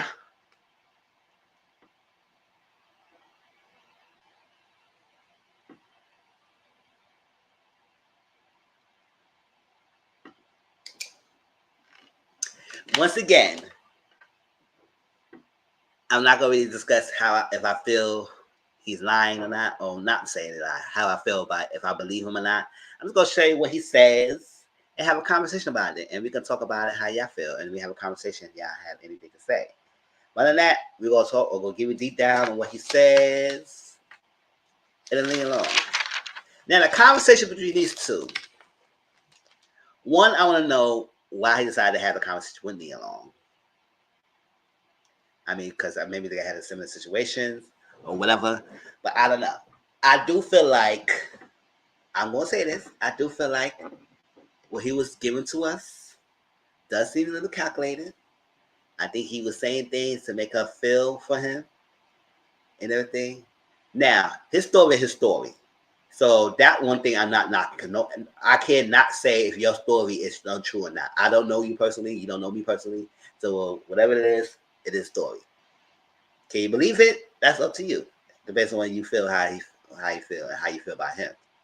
Now, me personally, I don't know nothing about him. So his upbringing and his story is what it is. But I do feel like he was calculated in some of his responses. So we could feel for him. I do feel like, and at some point in this thing. Because he was really strategic in how he responds to some of the questions and answering or get clarification from Nia so he could answer the question, whatever that. But it wasn't so much of an interview. It was more of a conversation. And yes, although she did ask him some questions, it wasn't so much of ask the question, he answered it, ask the question, he answered it. It was more of a conversation between both. Now, people, to me, honestly, we want to hear more about his journey with Mai and how that happened. But fortunately, he didn't deep down into all the specifics to that. We'll get to that when we talk about that segment. So, and also, people wanted to hear more about Nia and how she feel about this whole situation with that. They need that. And there's some other stuff that she did say that I want to clarify more clarification on, and I'll tell you why I feel like that, and also other things that he may have said. So we'll go into it get to it when we discuss it. They start over saying, I might forgive, but I don't forget. So it's a conversation between Nia and Jeezy. All right. So he said his grandma was super religious. He grew up in the church and everything. Usually when a man starts saying that they grew up super religious or the family was super religious, that sometimes could be a red flaggish. Because now they're pulling into the heartstrings of woman who want a man fearing, God fearing man. I mean, they know what they're doing when they use that statement. So I take that a grain of salt. But that's what he grew up as religious household. His grandma was religious and everything else like that. But he said his first sign of trauma is when he was molested and everything by an older woman. So he was introduced to sex at an early age, which I understand there's a gravity as people's mind when they do this to children. What is in your mind when you do these things? Like, it's like ridiculous. A child, you cannot be horny enough to deal with an adult. What is an adult around who wants somebody? There's somebody right now who wants some attention and affection. Just say the word. You don't have to give you much trouble. But children, like, come on now. That's just disgusting. So, he was introduced to that in an early age by a babysitter. And another sign of trauma when he saw, or when he heard, or he saw, or he heard, witnessing of a husband unloving his wife while he was there. So, all that, before the age of 8, he dealt with all that. I said, oh, no. That's sad, though. Now, he did talk about his mom and how his mom was like, she was verbally abusive. And she had lacked of passion, and he lacked acceptance from her. And he didn't, like, she was tough. She didn't really have a good structure of when she growing up and support. So I guess she took that on child. And I think she remember saying that he Jesus remind her of the father. So sometimes when you remind of the father, they was no good. They take it out on their children. So that's that. But I do feel like he did a lot of his upbringing about how his mom impacted him and treated him, how the way he is. But I didn't hear much about his father, though. Whether his father's around or not. He didn't say that. He didn't mention nothing about his father. So I was like, okay, yes, we know you're impacted by the mom, how she is. Because I know somewhere about mothers who had a verbal tongue, especially when they go through what their issues is, and they probably haven't to deal with. So they lashes out sometimes other people and their children. I mean, I had experience growing up with that. We good now. My mom and God good well, but hey, it's my truth. She knows that. We had conversation about it, so it's nothing that I'm revealing that is gonna be like, oh my gosh, why you say that? Whatever. It's my truth. So verbal tongue, it can be damaging, especially when a child growing up hearing verbal. Like the tongue lashes, that could be worse than getting your hands put on. And I have a so you're not telling them wrong, but the beating and stuff like that, and they care for. So I got older. And Nia relationship said with her father, she said he was around, so the fact of her too. So I wanted to know more about that. I mean, she says he was around as much. But she also mentioned that how she only at one point only dated drug dealers. So I want to know what's in Nia's mind and what she was going through at the time that's what she was only dating. Because she said that, and I wish they would go further of that. Because I said, oh wow. Because remember, it stems from when he's saying that he's from the streets. He was in the streets at the time. That's why at an early age she had to be in the streets.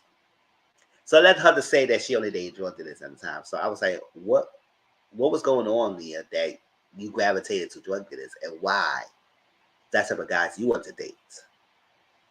But we didn't get much of that. So she was saying about how raising boys, that she wanted to teach them how about the aspect of how to be a man, because it's like most women had to be like that. They had to grow up and being single mother and father at the same time, because most fathers is not around to take care of their own children. And I'm a product of one of them. My father's not around. He never was. I know him. I know he's alive and everything, but I know nothing about him. So it doesn't affect me now. I don't want no relationship either. It is what it is. But yes, sometimes it has to default into the woman to make sure to teach the men how to be a man. And it can teach you how to be a man. If they can't, how you learn from it? Where do you go to learn from it?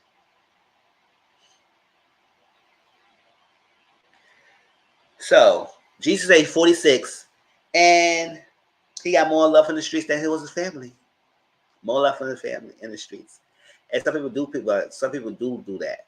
Sometimes family members, it's not always a great thing. And I sometimes feel like we by blood, we supposed to be loyalty by blood, but sometimes loyalty by blood is a hindrance to your livelihood, hindrance to your peace, hindrance to your mental health. So as much as y'all want to be loyal to the blood, sometimes the blood doesn't do you truth. They treat you bad. They're strangers in the streets, something like that. Now, I'm not saying you should go to the streets, but sometimes you should pick people who value you and accept you, who love you, who you are, and not damage you. Yeah, that she did mention Nia's dad wasn't really around. She did mention that, but I also want to know what other was going on in her life that she gravitated towards only dating drug dealers.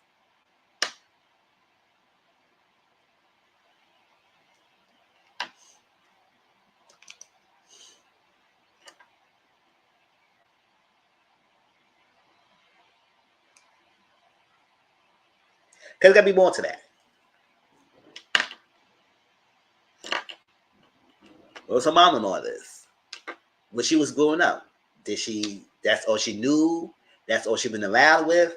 Or that's what she hang out with? Like, I wanted to know a little bit more about that. So, like, because that was kind of like surprising and shocking to me. So she said that. So I was like, I wanted to know. Besides not being mad, because that's like a norm. Most dads not around. So what else is happening in your life that made you make decisions to where you make decisions about?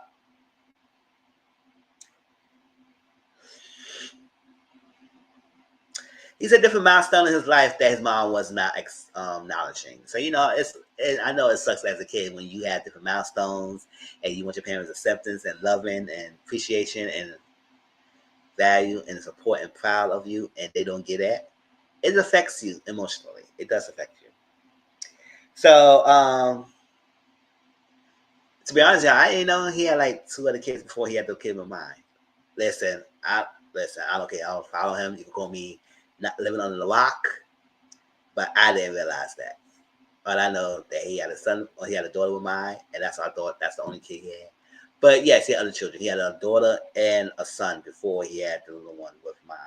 So I said, oh, okay. Well, I guess I didn't know none of that. And I didn't care. He know my family member, so I didn't even know all that. But yes, he did talk about how he was raising his son, and he was raising a son that was not conducive to his son development. It wasn't working for him. I said, you gotta learn your children and how they like to be liked and loved. He was with his youngest mom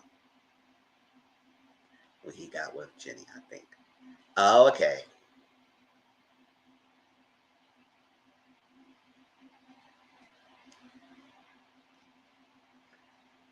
And you gotta love you. It's like you gotta know your children. Not all children can be raised the same way. Some children gotta have different things. And I know understand that it might be tough when you got a lot of struggles in your own thing, especially when I'm talking about parents. Like parents, you got your own internal battle struggles, and you can't focus. So you think the one way is the way how you Lord, or when you think it works for all your children. It doesn't work for your children. Some people children don't like the constant being berating and beating and all stuff like that. I know I grew up with that, and some of us probably grew up with that. And we might not turn out good, it might not turn out well. I didn't care for it. I didn't like it, and I still tell her I didn't care for it. Until I got a teenager, I was like, all right, this doesn't affect me at all. Like, what we doing? You just doing that to waste your time and your breath.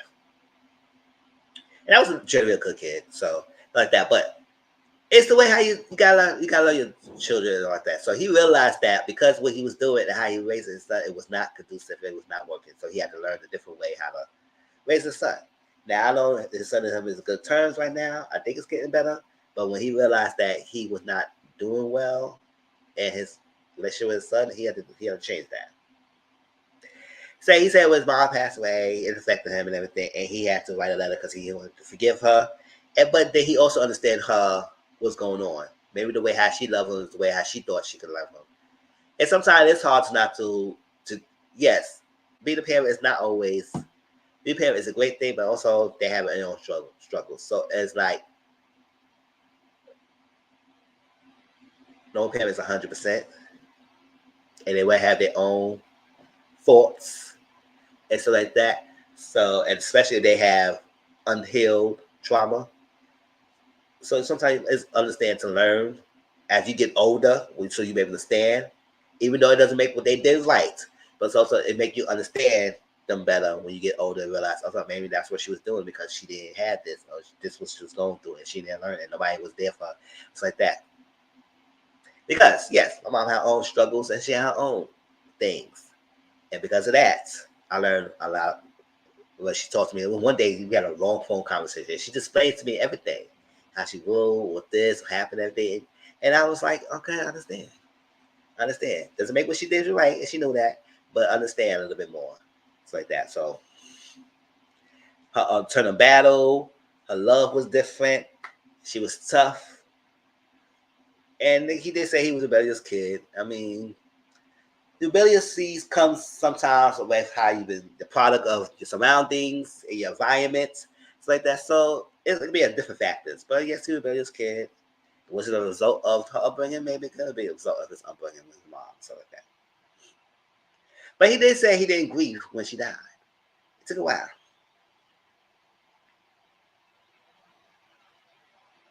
So he did talk about how he was a visionary and he was very disruptive and stuff like this when he was growing up, being in the streets and stuff like that.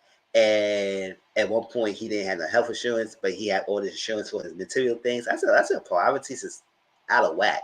And I realized a lot of men priorities is out of whack like that. Like you have enough money to have all the insurance and stuff like that, protect your materials and things, but you don't have enough money on everything to get your own health insurance. Your priorities. He had war with people that he used to be with because sometimes like people is only there for you for the good things, and they realize that they've been sneaking behind your back. So that's what sometimes when you are a celebrity or whatnot and you're making a lot of money, you got to watch the people who's close to you as much as people who's like a distance. So you expect the people who's you don't know to be the biggest haters, but no, sometimes it be the person who next to you, the biggest haters and enemies. And that's the one you need to watch out for because you don't expect that to be around. So they sneaking around your trust in them and your loyalty to you to do you dirty until you realize it's too late. So he started realizing people that he was cool with and everything, started training, being training them. So he had to go to war with them. So he had to watch his dad and stuff like that. So and he seemed guarded.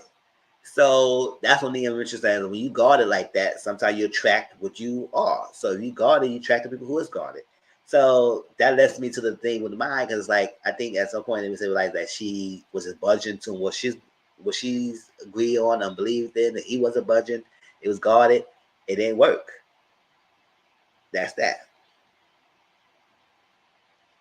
And Nia said she was guarded because she said she guarded because she don't like people messing with her kids. And she had to love herself. Yes, you do have to love yourself. That's the biggest lesson anybody has to learn. Love yourself enough to make sure you okay. Because you can't be okay if you can't love yourself enough. I did mention about the drug dealers, like maybe I wasn't knowing why she gravitated with that. And she realized, like, sometimes, the strong, black woman got to be strong. It's like that. And she realized that sometimes she don't have to be strong. She don't have to be. Why do I always have to be strong all the time? Why can I lean on someone like that? Like, why it needs to be that strength that I need to carry all the time as a woman? Because I feel like I need to be the strong one. No matter what happened, I need to be the strong one.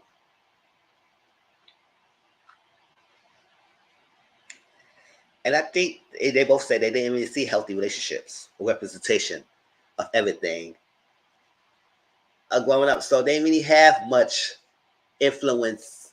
And I think they both said that. They didn't really have much influences or representations of what the healthy relationship is. So they had to go by what they think there is, of people around surround them, or the upward environment, or who they could talk to, whatever. But they didn't have that growing up. So they had to navigate their relationships based on their own self-taught and what they think that's the right thing to do. He said he had to walk away from people when he realized when he helping so much people and then they wasn't returning the favor when he was in a slam and they didn't look out to see if the son's okay or that's like that, because they were leeching on to what you have. So not saying that he was great or perfect, but leeching on what you have. So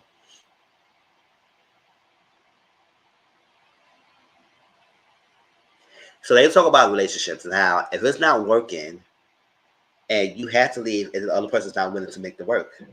And some people do stay, but some people stay sometimes to make yourself look smaller. If you stay, you make yourself look smaller, and you sometimes good to love them afar. So what she was saying that don't be stuck in a relationship with someone who's not willing to put into work. Now, if you're willing to put in the work, I would rather to help you and stay. But other than that, if you're not willing to do that, that is good to leave and find better for yourself. That's what she was saying.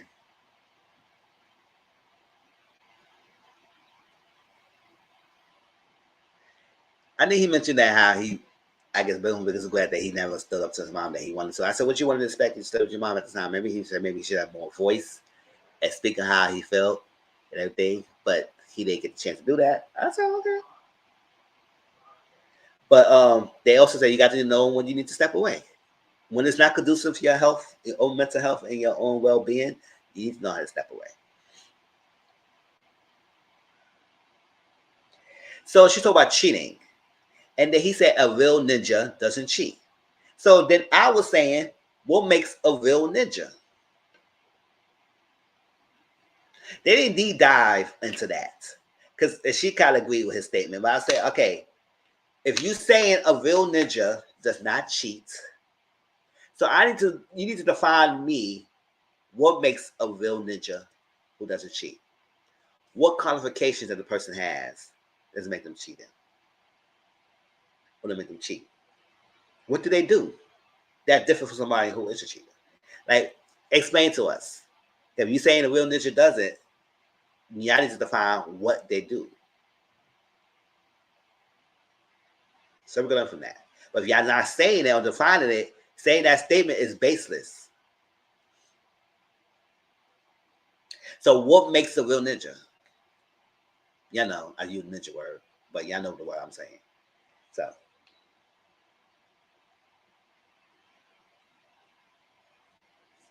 So his purpose, he said his purpose is the best version of himself and the integrity and teach people the integrity down to the ego and not lead the ego out of it.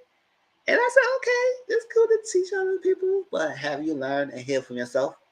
Unlike Nia Jackson, who they haven't learned and heal for nothing, but she want to charge for all this freaking money for freaking boot camp. I said, I still forget about that starvation army, starvation hat, whatever you have, girl. Let me start. It's not about the name, but I got a little flashback. I had to get it up, get it out real quick.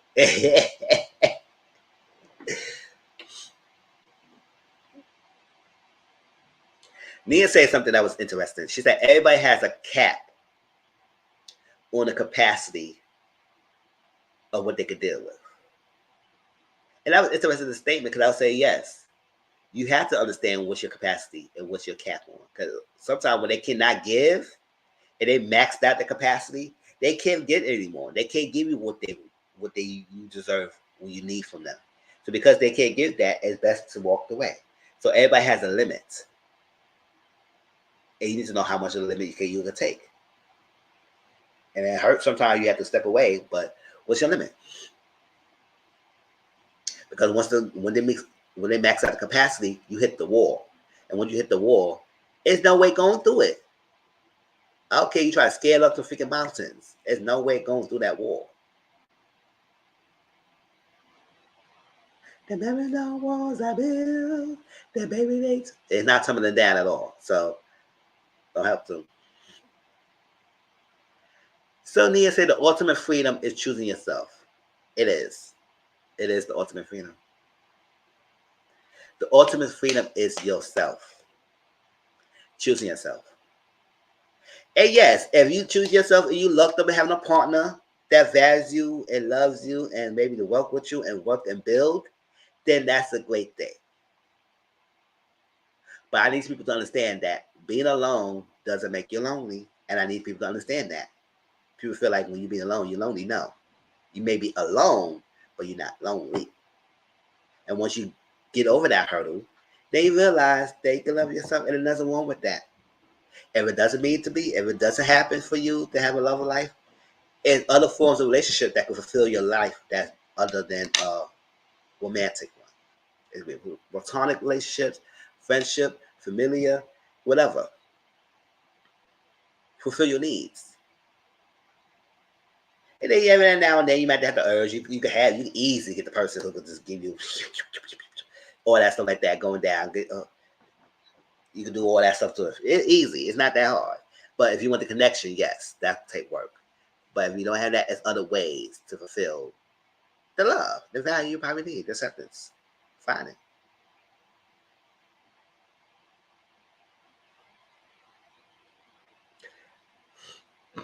I think one time she mentioned something and mentioned when he was meditating and he saw his younger self and I guess they cried when the person said "I love you" or something like that, and it like broke him down and because he never really heard it or had experienced that and stuff like that, and he never really put himself first, so he always put other people above him and not himself. So he had to learn that.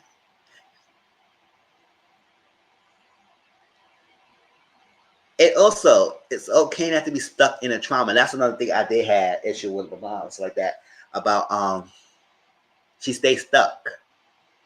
And yes, working through them, it's still hard, but staying stuck in that. If you don't let it go, you be locked in a cage. It is fueling you. And using that to fuel how you behave and treat others. And that's why I said sometimes when I see that on television of characters or in my real life, I say you are stuck in a trauma and pain and it's okay to get out of it. Especially if you want to better yourself and be happier. Not saying you ever forget about it, because it's always going to be there. It's part of your life. But not be stuck in it and use that as a clutch. All right, let me stop being preacher. I know prison bees around here, y'all. It was interesting. Whether I believe his story or not, it's interesting. So say, yes, women need to be in their femininity and stay in their power and everything. And then the men need to showcase emotions and not be emasculated. Because sometimes, yes, men do have been emasculated, but sometimes. But I'm not saying that female is a cause of emasculation because they fragile egos cannot take to the fact that they're not stepping up to their own expectations. So they're using it and putting the clutch on the female, blame the females. No, it's not them. It's you. But yes.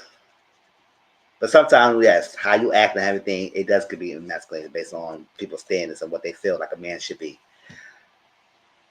So having an open and formal environment that they can be open and express themselves, make them men a man sometimes. But also start from within yourself, not for other people. That's what I'm saying. Love yourself and start from within. If you can value and you understand you, the other people will track. So it got to the close to the end of the conversation about the Jeezy Mind. And I feel like a lot of people wanted to see if he was going to talk deeply into it. And he did not. And she didn't talk about her stuff either as much. That's why I was like, this conversation was a conversation, but how much was the conversation was conductive and conducive and productive for us to even realize what was going on and happening, and then we felt we got out of it. Because some people that I saw, a lot of people that I seen it said it seemed like he was calculated, performative. They don't believe him. So that's what I say. I don't care if I believe him or not. I'm just gonna share what he says. But I see that. I see what he's saying. But we'll see. He didn't say he didn't want to bash him like that. I said it's a way you can still say what's happening, but not bashing him. Because it's the truth. Like, what was going on? Because I'm still, till this day, trying to figure out what about him that changed her mind to have kids with him when she was so adamant. What changed? What was different?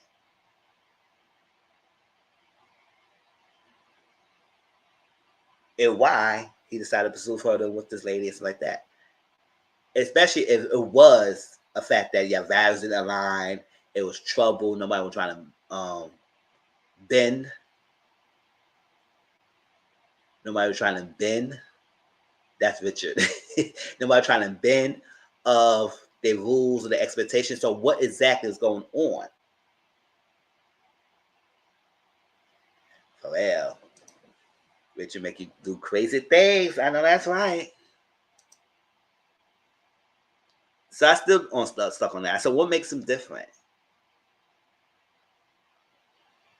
And why? And he did say they went to therapy and wasn't working. That's the only thing he said. But I said, okay, so what? Give examples like what exactly was happening. Like, yes, they got a beautiful daughter together, but exactly what is it? And the fact that we had this whole hour long conversation and was nothing really talked about, and specifically that people was only here for that. It was like, okay. And Nia didn't realize she has much impact on people. She didn't realize that she has an impact on people. And I said, girl, yes, you was loved, Nia.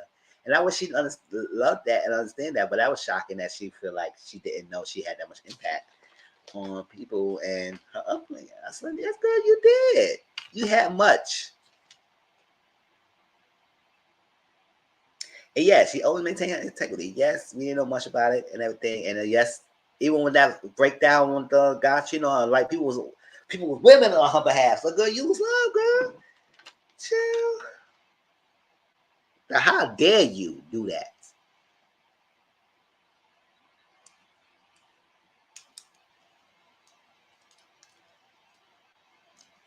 But yes, will we get Jenny Mind's side of things? Don't know if she ever gonna talk about it because at the end of the day, he ain't saying much.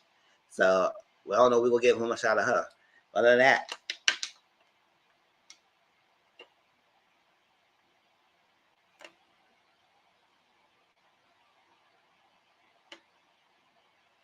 oh, one thing she did mention that love cannot be withheld. Love cannot be held without forgiveness.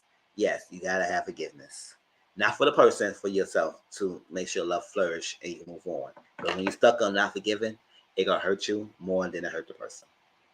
So if you're not able to forgive, you're always gonna hit that wall and you cannot escape. It's not gonna be terminating now. It's not gonna be breaking down, not a breaking wall, none of that. None of that. But that was the conversation. Anything I missed, y'all put it down in the conversation down below, or y'all put it in the chat when I missed. But like I said, that's all this said between Jeezy and Nia Long. Like I said, I wish more was gonna kind of dived into things, and I explained that how I feel what other information to be dived and what needs to be more explained. But yes, I do feel like it was kind of calculated, and why Nia Long and other people that you want to have a conversation with, this conversation needs to be had. about men and women having an open conversation forums and saying, yes, I do feel like it needs to be more of this and share a case. But people got to be open, honest, and truthful and not be performative to me and calculated. But who's I to say if he was calculated or not? But based on what people saying, it just feel like it. So can we have more of this? Yes. Special conversation on mental health, about trauma, about vulnerability, about forgetting, meditating, forgiveness, intimacy, love. That was some of the buzzwords that they mentioned throughout the conversation that was showcasing. They gave definitions. Love was one of it. Intimacy, forgive, meditate, forget, vulnerable, trauma, mental health. So some of the buzzwords they used throughout the conversation. It was only one part. We ain't gonna get much out of that. So hopefully you got some insights about him. A little bit about Nia, because she shared some of those things too. But I feel like more could be done of it. It could be more part. I dive into it. I don't know how many stuff they edited out. But that was it. That was the conversation.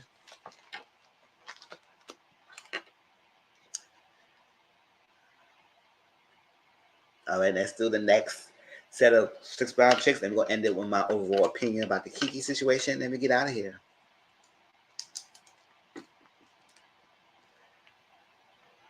Anything else you want to say?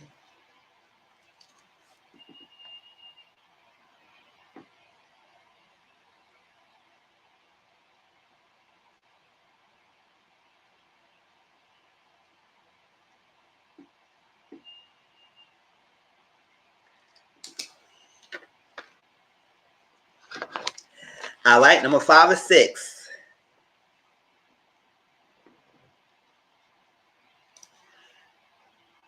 I'm a 40-year-old white guy.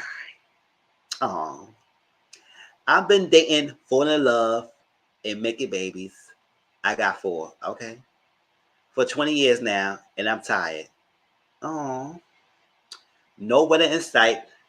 When I look back, I've been pouring myself into these women, and they give me little or nothing in return. I've been a crisis manager to a string of beautiful women with good conversation and great sex, but with mental health or commitment issues. Typically, I met a woman when she's down on her luck. I help pick her up. I find employment for her. I move her in my house. I have a kid with her. And as soon as I feel we're getting serious, she out the door, leaving our kid behind. I'm raising these biracial kids, 2 African American and 2 Latino, on my own, and I'm proud of my little family unit. But why don't these women stick around? Maybe because you pick a woman on your figure crisis manager and think you could lift them and might think you could fix them. No. They got it for the little time being. You help them what they need to get, and they doing better for themselves, and they just get that out of it. Unfortunately, that's what happened. But stop picking this woman when they down and out in their own freaking thing and using them for their little thing for your own personal project. And then when you thought something going to be serious enough, and think they was going to upgrade and move on, then bye. So you took stuff on yourself. Stop picking women in your crisis management and stop going outside of that and go outside of your work. That's not going to help you. That's why you're being left with these kids and everything, because it was only good for the time being, but they ain't going to be able to for a long time. Listen, stop.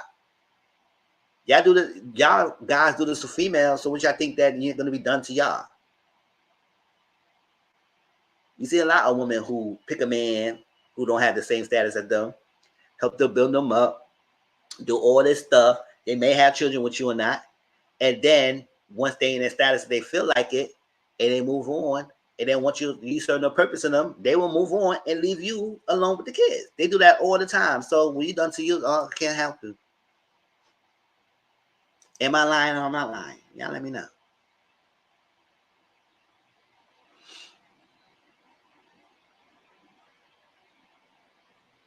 Strangers look at us, and now I have several baby mamas, so I'm embarrassed about that. Oh, well, that's on you. How do I break the cycle of singleness, and where can I find a decent, sexy, loving woman to help me with these kids and grow old with? I live in Little Rock, Arkansas. I have a little born, but my other kids can travel with me easily.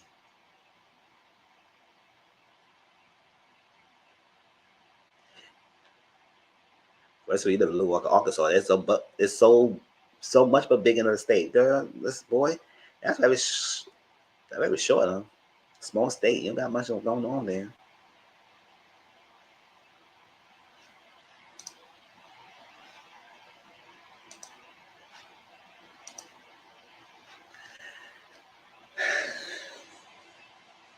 And you got newborn, so what? You got 5 down?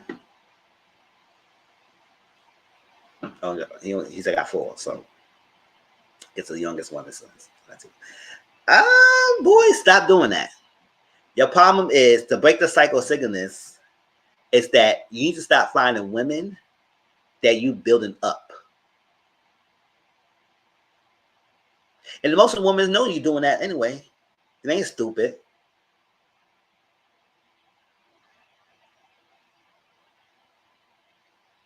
And now leaving them kids, it is on them. It's like at the end of the day, guys do this all the time. Now I'm not saying that's a good thing. That should be the right thing because sometimes these kids do need mom, both parents. So, but this woman, at the end of the day, was not looking for no tied down anyway. They wanted to be built back up. Yeah, they did. And you choosing the woman because you think they was freaking broken people that you want to fix them. It ain't gonna tell you no for helping them out. But at the same time, don't think that was they're gonna be serious with you either. And you want a decent, loving, caring woman? How about finding a woman that's outside your crisis management and be open and honest and have a sit down with ladies and let them know you got 4 children in your life story and maybe someone will be able to sit down. But with now, at the end of the day, you got 4 children and everything. So at Little Rock, Arkansas, is no your freaking data pool is but so big. So I don't know what to tell you. You might have to just be a single father with 4 kids and deal with that.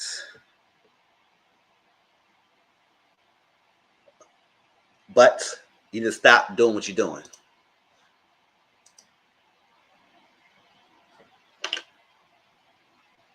Y'all let me know in the comment section down below. There's only one opinion, so y'all can tell me how y'all feel.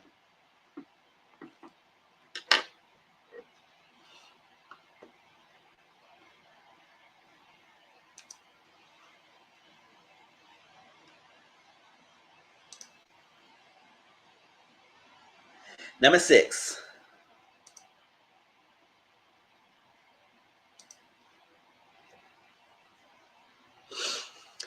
My friend's husband, they separated, always flirted with me, so I gave him a shot. Mm-hmm. We hooked up at my house, and afterwards, he took me to Taco Bell. Oh, not the Taco Bell. Ah! He took you to Taco Bell, girl. I know that's right. Cops pulled in behind us in a Taco Bell drive-thru, and he hopped out of the car and ran. Oh, no, he didn't, man. Not that he took you to Taco Bell, and then because that'll out of you when the cops were behind you. Oh my gosh. I had edibles on me. Cops ran the plate, and some woman that he's sleeping with reported the car was stolen. Oh, child. I went to jail. The woman pressed charges for auto theft, and he claimed that I kidnapped him and picked him up in a stolen car. She believed him. The cops arrested him. My mom did a GoFundMe. It raised $44. Ooh, Chad, not $45.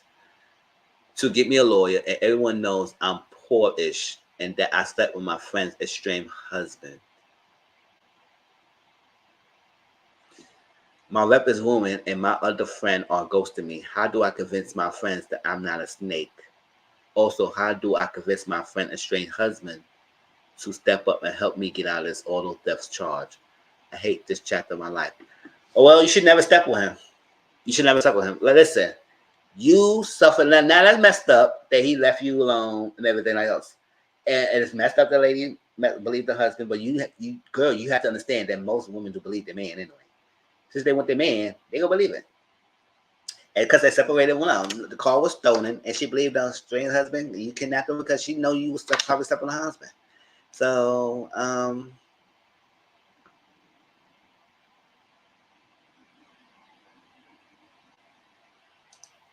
I just shaking my head. Exactly. No such thing as loyalty anymore. Exactly. And that's why she gets. Yeah, I'm sorry, lady. Like, you slept with your friend's husband. Oh, no, you slept with your friend's husband.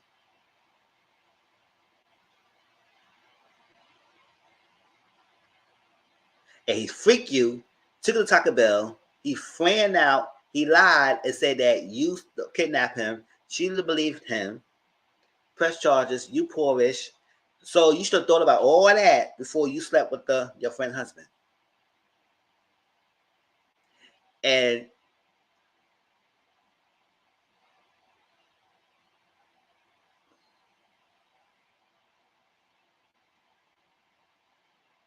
and so how easy to lie on you, girl. Girl, the cops on arrested him because they didn't see him. They only saw you. Shoot, girl, you should have got the memo and ran with him. Girl, get out of here. Shoot, they didn't call something.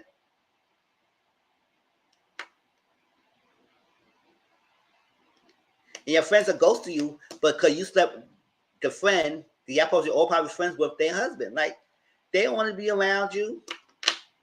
And even though he messed up and lied on you, but still, you did this to yourself. How convince my friend I'm not a snake? It's no convincing. Maybe stop sleeping with their husband.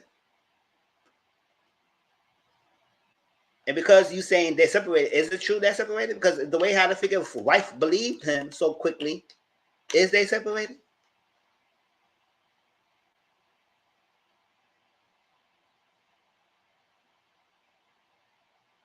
Oh, no. Oh, okay. It's not the wife. He slept with someone else. And she reported, and he stole her car. And because she's sleeping with the guy, she believed the dick. So that's what happened.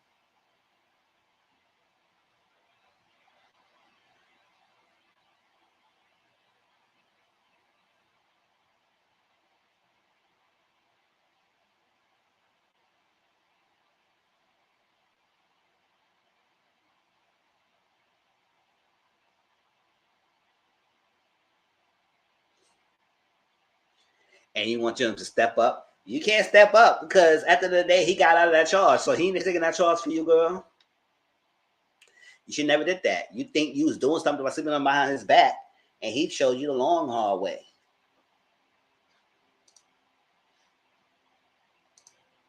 So that lets you know. You thought he was some good guy. No, he was no good guy. Obviously, he's stealing women's cars and stuff like that, and then use you because you were stupid enough to stay in the car while he skipped the cadet out of there. Now you got trouble.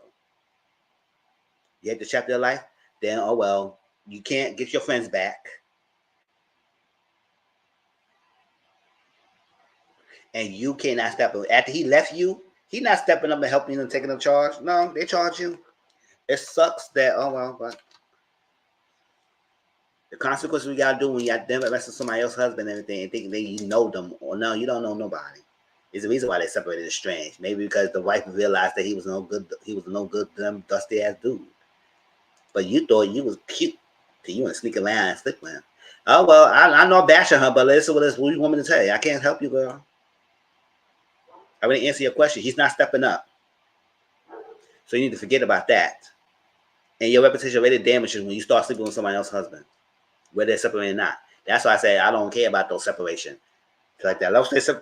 Alone you can tell me they separated a long time ago, but some people never got divorced and they just been separated for a long time and you get in new relationships and don't care about each other. As long as it's one of those, not that. But nah, it's not that.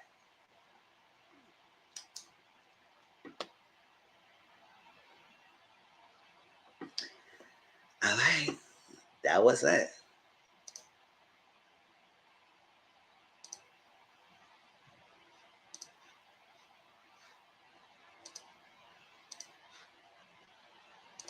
All right. Let's talk about the special little conversation of Keke. Now, I did tell y'all I was not going to really talk about it at first because I realized I know YouTube was flagging people down. So what I'm going to do is that I'm going to give my overall opinion, but I'm not sharing any specifics of what's happening because we all seen on internet right now, and in the videos and no posts, nothing like that. I'm just going to talk about it, and it'll be because talking about it is not going to be flag your video, but showing all that details and stuff like that. They probably don't want out or whatever. And then the videos not getting flagged. Other people's, you seen other people's YouTube channel, they're good. It is what it is. I don't know their analytics, but mine here, I'll protect mine. I'm a small platform. Keke, like I said, when he started with that, the berating her online, saying she's the mother and everything, I knew right then and there something was wrong with him. Right then and there. Those pass a sign when you berate the woman that you supposed to like and have a baby with online publicly like that because you want to judge her freaking choice on clothing and think you supposed to be her husband and unite with her husband and think that, and even it was, you don't dictate and act like somebody's your possession and property because you have a baby together. That's stupid. That's a classic sign that somebody is controlling and abusive. But people don't want to hear that. So I knew that was something running in there. Now, and we also know that she's private. And I also know that sometimes when people ask her about her relationship, she say, mind your business, or stuff like that. But I said, Keke, whatever. But I guess she's keeping quiet for now and everything until something she could all her ducks in the row to release now. But I'm just saying that the fact that he has all this history and pattern of doing this to you, and the fact that you didn't leave a long time ago before you had to, because at the end of the day, having a kid by a man, sometimes the man use that as a trap mechanism to get you to control you. That's all it takes. They not tied to the freaking kid like that. They tied to control and the access to you.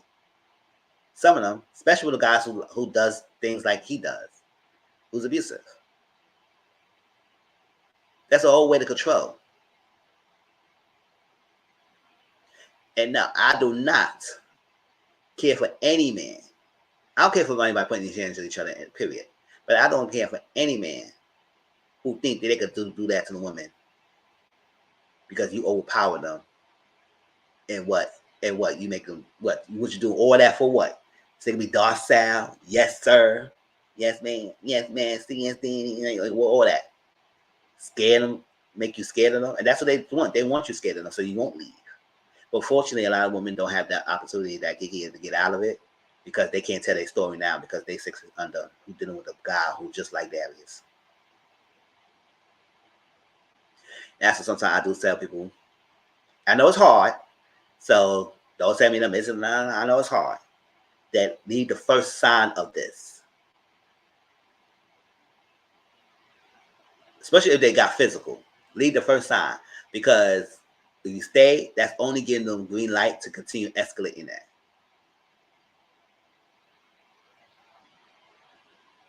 And all abuse is not only physical; it's verbal, it's mental, it's emotional, it's spiritual, it's financial. There's a lot of other abuses out there. So sometimes it's don't overlook the first flag of abuse. Get out as fast as you can, as safe as you can. But sometimes no, it's not always that easy. So especially when you got a support system and things like that. And also you have to love yourself enough to not to go back. To not to go back. To not to go back to deal with that. So I'm glad she got the evidence that she presented to the court and it showcased what he had done. And because if it wasn't that, people will feel like, oh, she's doing this to tarnish it. Because, people still male identified. There are a few people who still on the side. Like I retweeted somebody's thing post the other day on Twitter. If y'all on my Twitter, follow me on Twitter. And I said, where's the logic of these people's mindsets? Like, what is going on here? First of all, she's the one who released it to the courts. And the courts put it out there of those still videos. Or whoever put it out there. She didn't do it herself. And you think this was fake and this is like I said, girl, what is their mindset? If you want Darius, go ahead. He's available. Go ahead. So violence against the woman, you blaming her?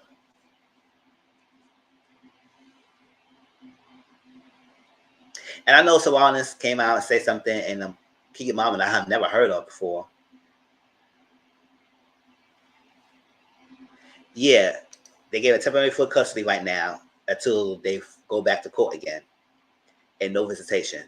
So I'm glad it's out, and I'm glad the judge gave her that, at least for the time being. And I hope it still sticks, because a guy like that don't deserve no visitation, don't deserve anything. Yes, unfortunately, you might be away, but you did this. Nobody told you to be all violent, acting all crazy because you want to berate and control someone. And that's exactly that's what saying. Sometimes people tell you not to date down, and that's exactly why females get mad when people try and tell them to settle for less, settle for this, that. No, if that person treats you right, it is what it is. It's good with you. You like that person, it's great, and whether their status or not, it's fine. But no, yeah, the brother's in his own custody battle with the lady, Dominique Perry. Dominic Perry. Or Dominique Perry. She don't cuss because she's like, people thought that she was laughing at Keke. I said no, I don't think she was. I don't know. It was like misleading, but at the same time, no, she clarified. But then again, I was realized she probably was supporting Keke in that aspect. It just ain't. It didn't mesh as well when people read it and look at it and say, okay, what's she trying to say? Or that's like that. But she probably had some in a situation like Keke with the brother. And now he's like, he never been like this. He never this that way. So the quick message that Fika Savanas put, he was talking about Keke, he was talking about Darius. Maybe he was talking about his brother. Maybe he's not talking about his brother. I don't know. It was very descriptive himself when he made that statement. So I was like, come on now. So I'm glad she got out the baby chance. I just wish that it didn't have no baby involved. And I wish she didn't give him a baby because it seemed like he was playing the signs way before she got conceived with Leo. But stayed and stayed and stayed. And like I said, the baby is only a trap. Who is this?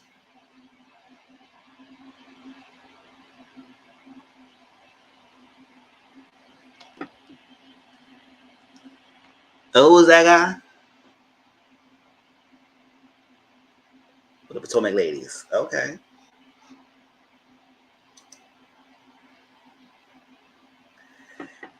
Yeah, so I was like,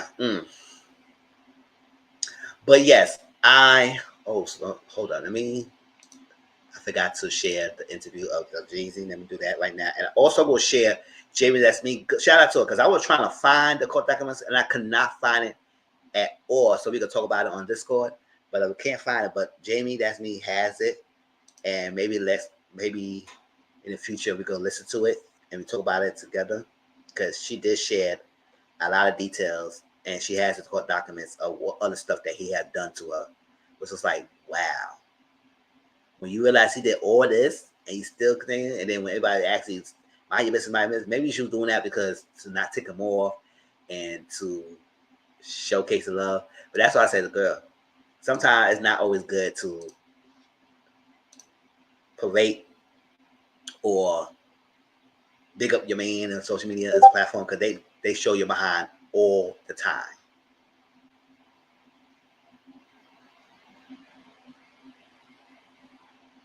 Exactly, he did that. He know it, and I was like I said, the baby is a blessing, but also it's a curse because now it's tied to this guy. But sometimes, always, because as we say, men is stupid. Sometimes men are smart enough to know they do what they doing to with these females and what they have been doing. So they smart dumb. They smart dumb people. I'm a man too, so it is what it is. But what I was saying? Oh, Jeezy. No, it's not Jeezy. What's that? I shit. It was this one, right? This is the Jamie's video.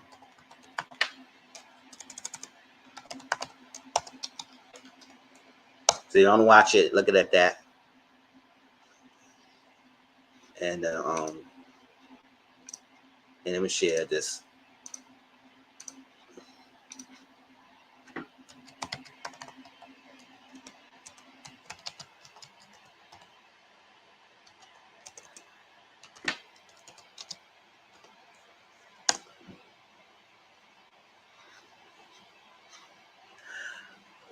So yes. Oh, hold on. Let me see what's going on. Oh, that's that guy. Ugh. Oh, look at all look at these people hanging around with him. Mm-hmm. Oh, thank you for telling me, showing me this picture. Mm-hmm. You can tell who he likes.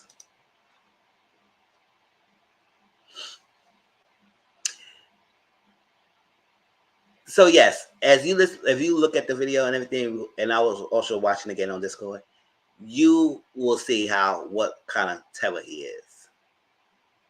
And then he said something this long, man. He understands why men chew up male elements chew up their kids and everything because of the love of the woman. Then he shit. I was like, oh my gosh, that guy always says problematic things, and I was like, he always been out of the limelight for a long time, and then we got to do this dusty bum, and now she always in the vlogs now.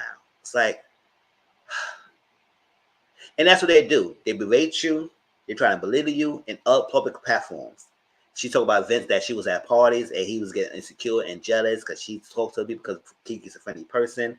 Think that she flirting, will berate her, curse her, make her feel different, put hands on the order. So I was like, oh my God, there's classic signs there. When you see guys get with you, know it's a beautiful woman, know they probably you out of the league and they try to berate you and change you, your looks, your behavior, what you do, you need to run. That's classic sign they try to change you and isolate you. Sometimes when they're trying to isolate your friends that you used to talk to or your family members, make you fearful. No, the first sign that they're doing that, don't stay. Don't. Because when you stay, it escalates. And sometimes not every woman has that chance to leave before it's too late. Because they stayed because they start love bombing them, saying they've never happened again. It's something about me. Oh my gosh, it's this, it's that. I would do better. They do all that sob stories to get you whip you right back in, knowing that they ain't changing nothing. And then it escalates. And I'm glad she released those photos because people gonna say she was lying or had a vendor against them, man. It's like that. That videos and the stills that she released to court and then showed to us showcase she was not lying when she did exactly when she it was like I don't one day it was on the blog like it was constantly I said oh it must have happened. It was a recent one and then kind of find out he has a pattern. I said oh no, you played on this girl Keke, lighting her like this beautiful woman successful trapped over the baby to think you do this and then you want to do all that extra stuff.